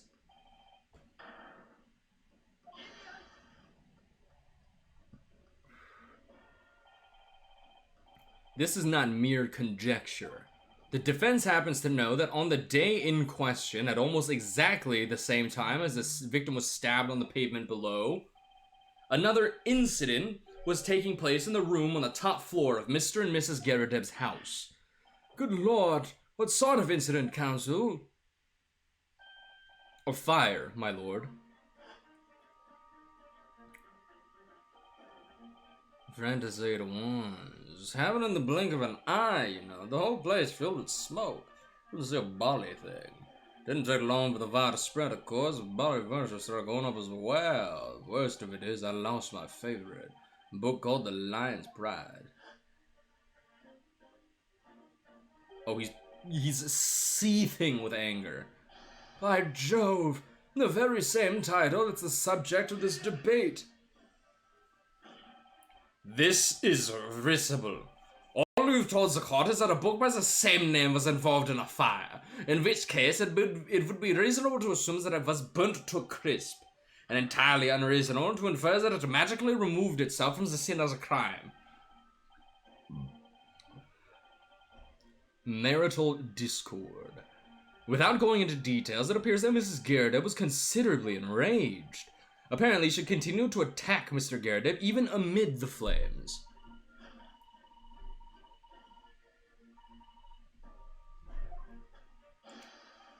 Absolutely not so! My Patricia would never raise a head against me. I'd own my favorite old novels in that case, but as soon as the fire got hold of them, that was it. Whoosh! Up in smoke, and the wife started hurling things at me. It was I back up against the window under heavy enemy fire, incendiary books coming 10 to the dozen. She was on a rampage. She wanted to kill him. She wanted him dead. The man had his back up against the window and he had burning books thrown at him. Goodness gracious, are you suggesting that the book was thrown through a window and landed coincidentally at the scene of the crime? No. A thorough investigation of the surrounding area was conducted the very evening of the incident, as there's no report of the Garrideb's window pane being broken. That's quite true. We also saw no sign of broken glass when we visited the Garrideb household. But is it not conceivable that the window was open at the time and... Not even remotely. Let us not forget the season and the chilling weather that accompanies it. No Londoner would ever leave a window open in the middle of winter.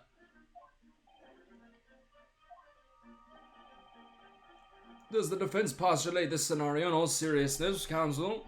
Do you earnestly claim that the book found at the scene was a flaming projectile thrown by Mr. Garrideb's wife?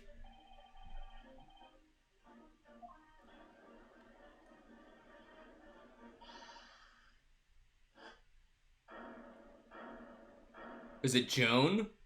It is. Well, I hope that everyone can see you for what you are now, you little foreign trickster. You call yourself a lawyer, but you're just a coward. A mean coward. Really? Claiming that our little tiff set the whole neighborhood alight. Honestly.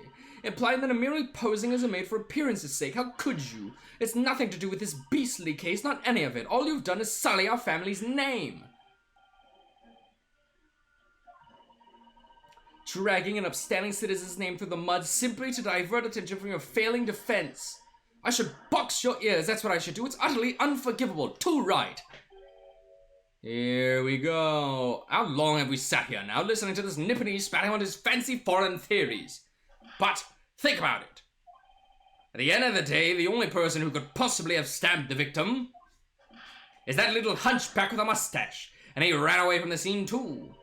I do declare that you're right. It's true. Yes, what did I tell you? Makes sense to me. Sorry, what's that? It would appear that the ladies and gentlemen of the jury are once again in full agreement. What is your position, Lord Van Zeeks? In truth, my lord, I feel these have been unnecessary protracted proceedings, but then one must always exercise patience in order to... something. No, wait! The mystery of the fourth book still hasn't been... If books are your predilection, my learned friend, study them on your own time.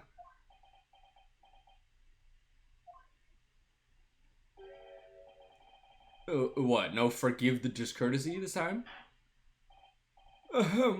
In that case, ladies and gentlemen of the jury, you will now state your individual decisions regarding the defendant's culpability for you to hear.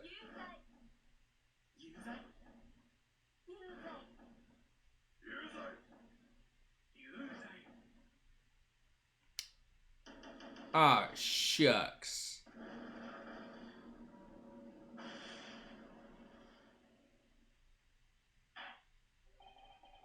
Thank you for that unambiguous response. That's twice now. It's over. Miss Usato? Have you forgotten? The battle isn't over yet. You're not suggesting... Of course, the defense has the right to another summation examination at this point. You could still convince the jurors to change their minds. You have one more chance. My lord, the defense asks to exercise its right to a summation examination. You believe you still have tricks up your sleeve. I don't intend to trick anybody. I intend to uncover the truth. This is no time to be downcast. As long as there's a chance, I have to stay strong and determined.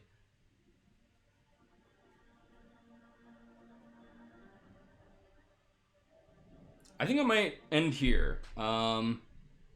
I'm probably super close to being done since we're already in the case part of it, but I'm tired and hungry, and I would like to take care of myself. So we're gonna save one more time just for a little bit of funsies.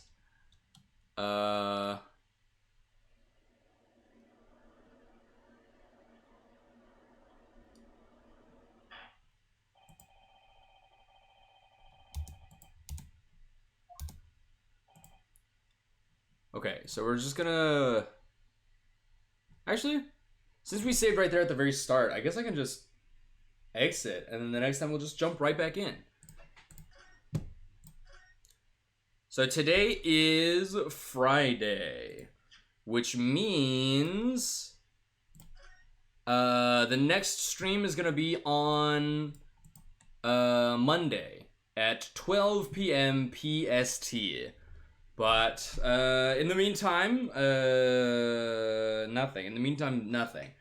Thank you to, let's see, I got a few follows when I was off stream yesterday. Thank you, Manolia Uru, Manolia Meow, Manage Me, and Jade Green 2004 for the follows today. Greatly appreciate it. It's, you know, I'm always trying to make this a career, so I greatly appreciate any new bodies that come by, anybody that drops me a follow. So thank you for tuning in. Thank you for following. I hope you appreciate it, or I hope you enjoyed your time here today, and I hope to see you again. Thank you to everyone else who tuned in today, and I'll see you all next time, aka Monday. Bye!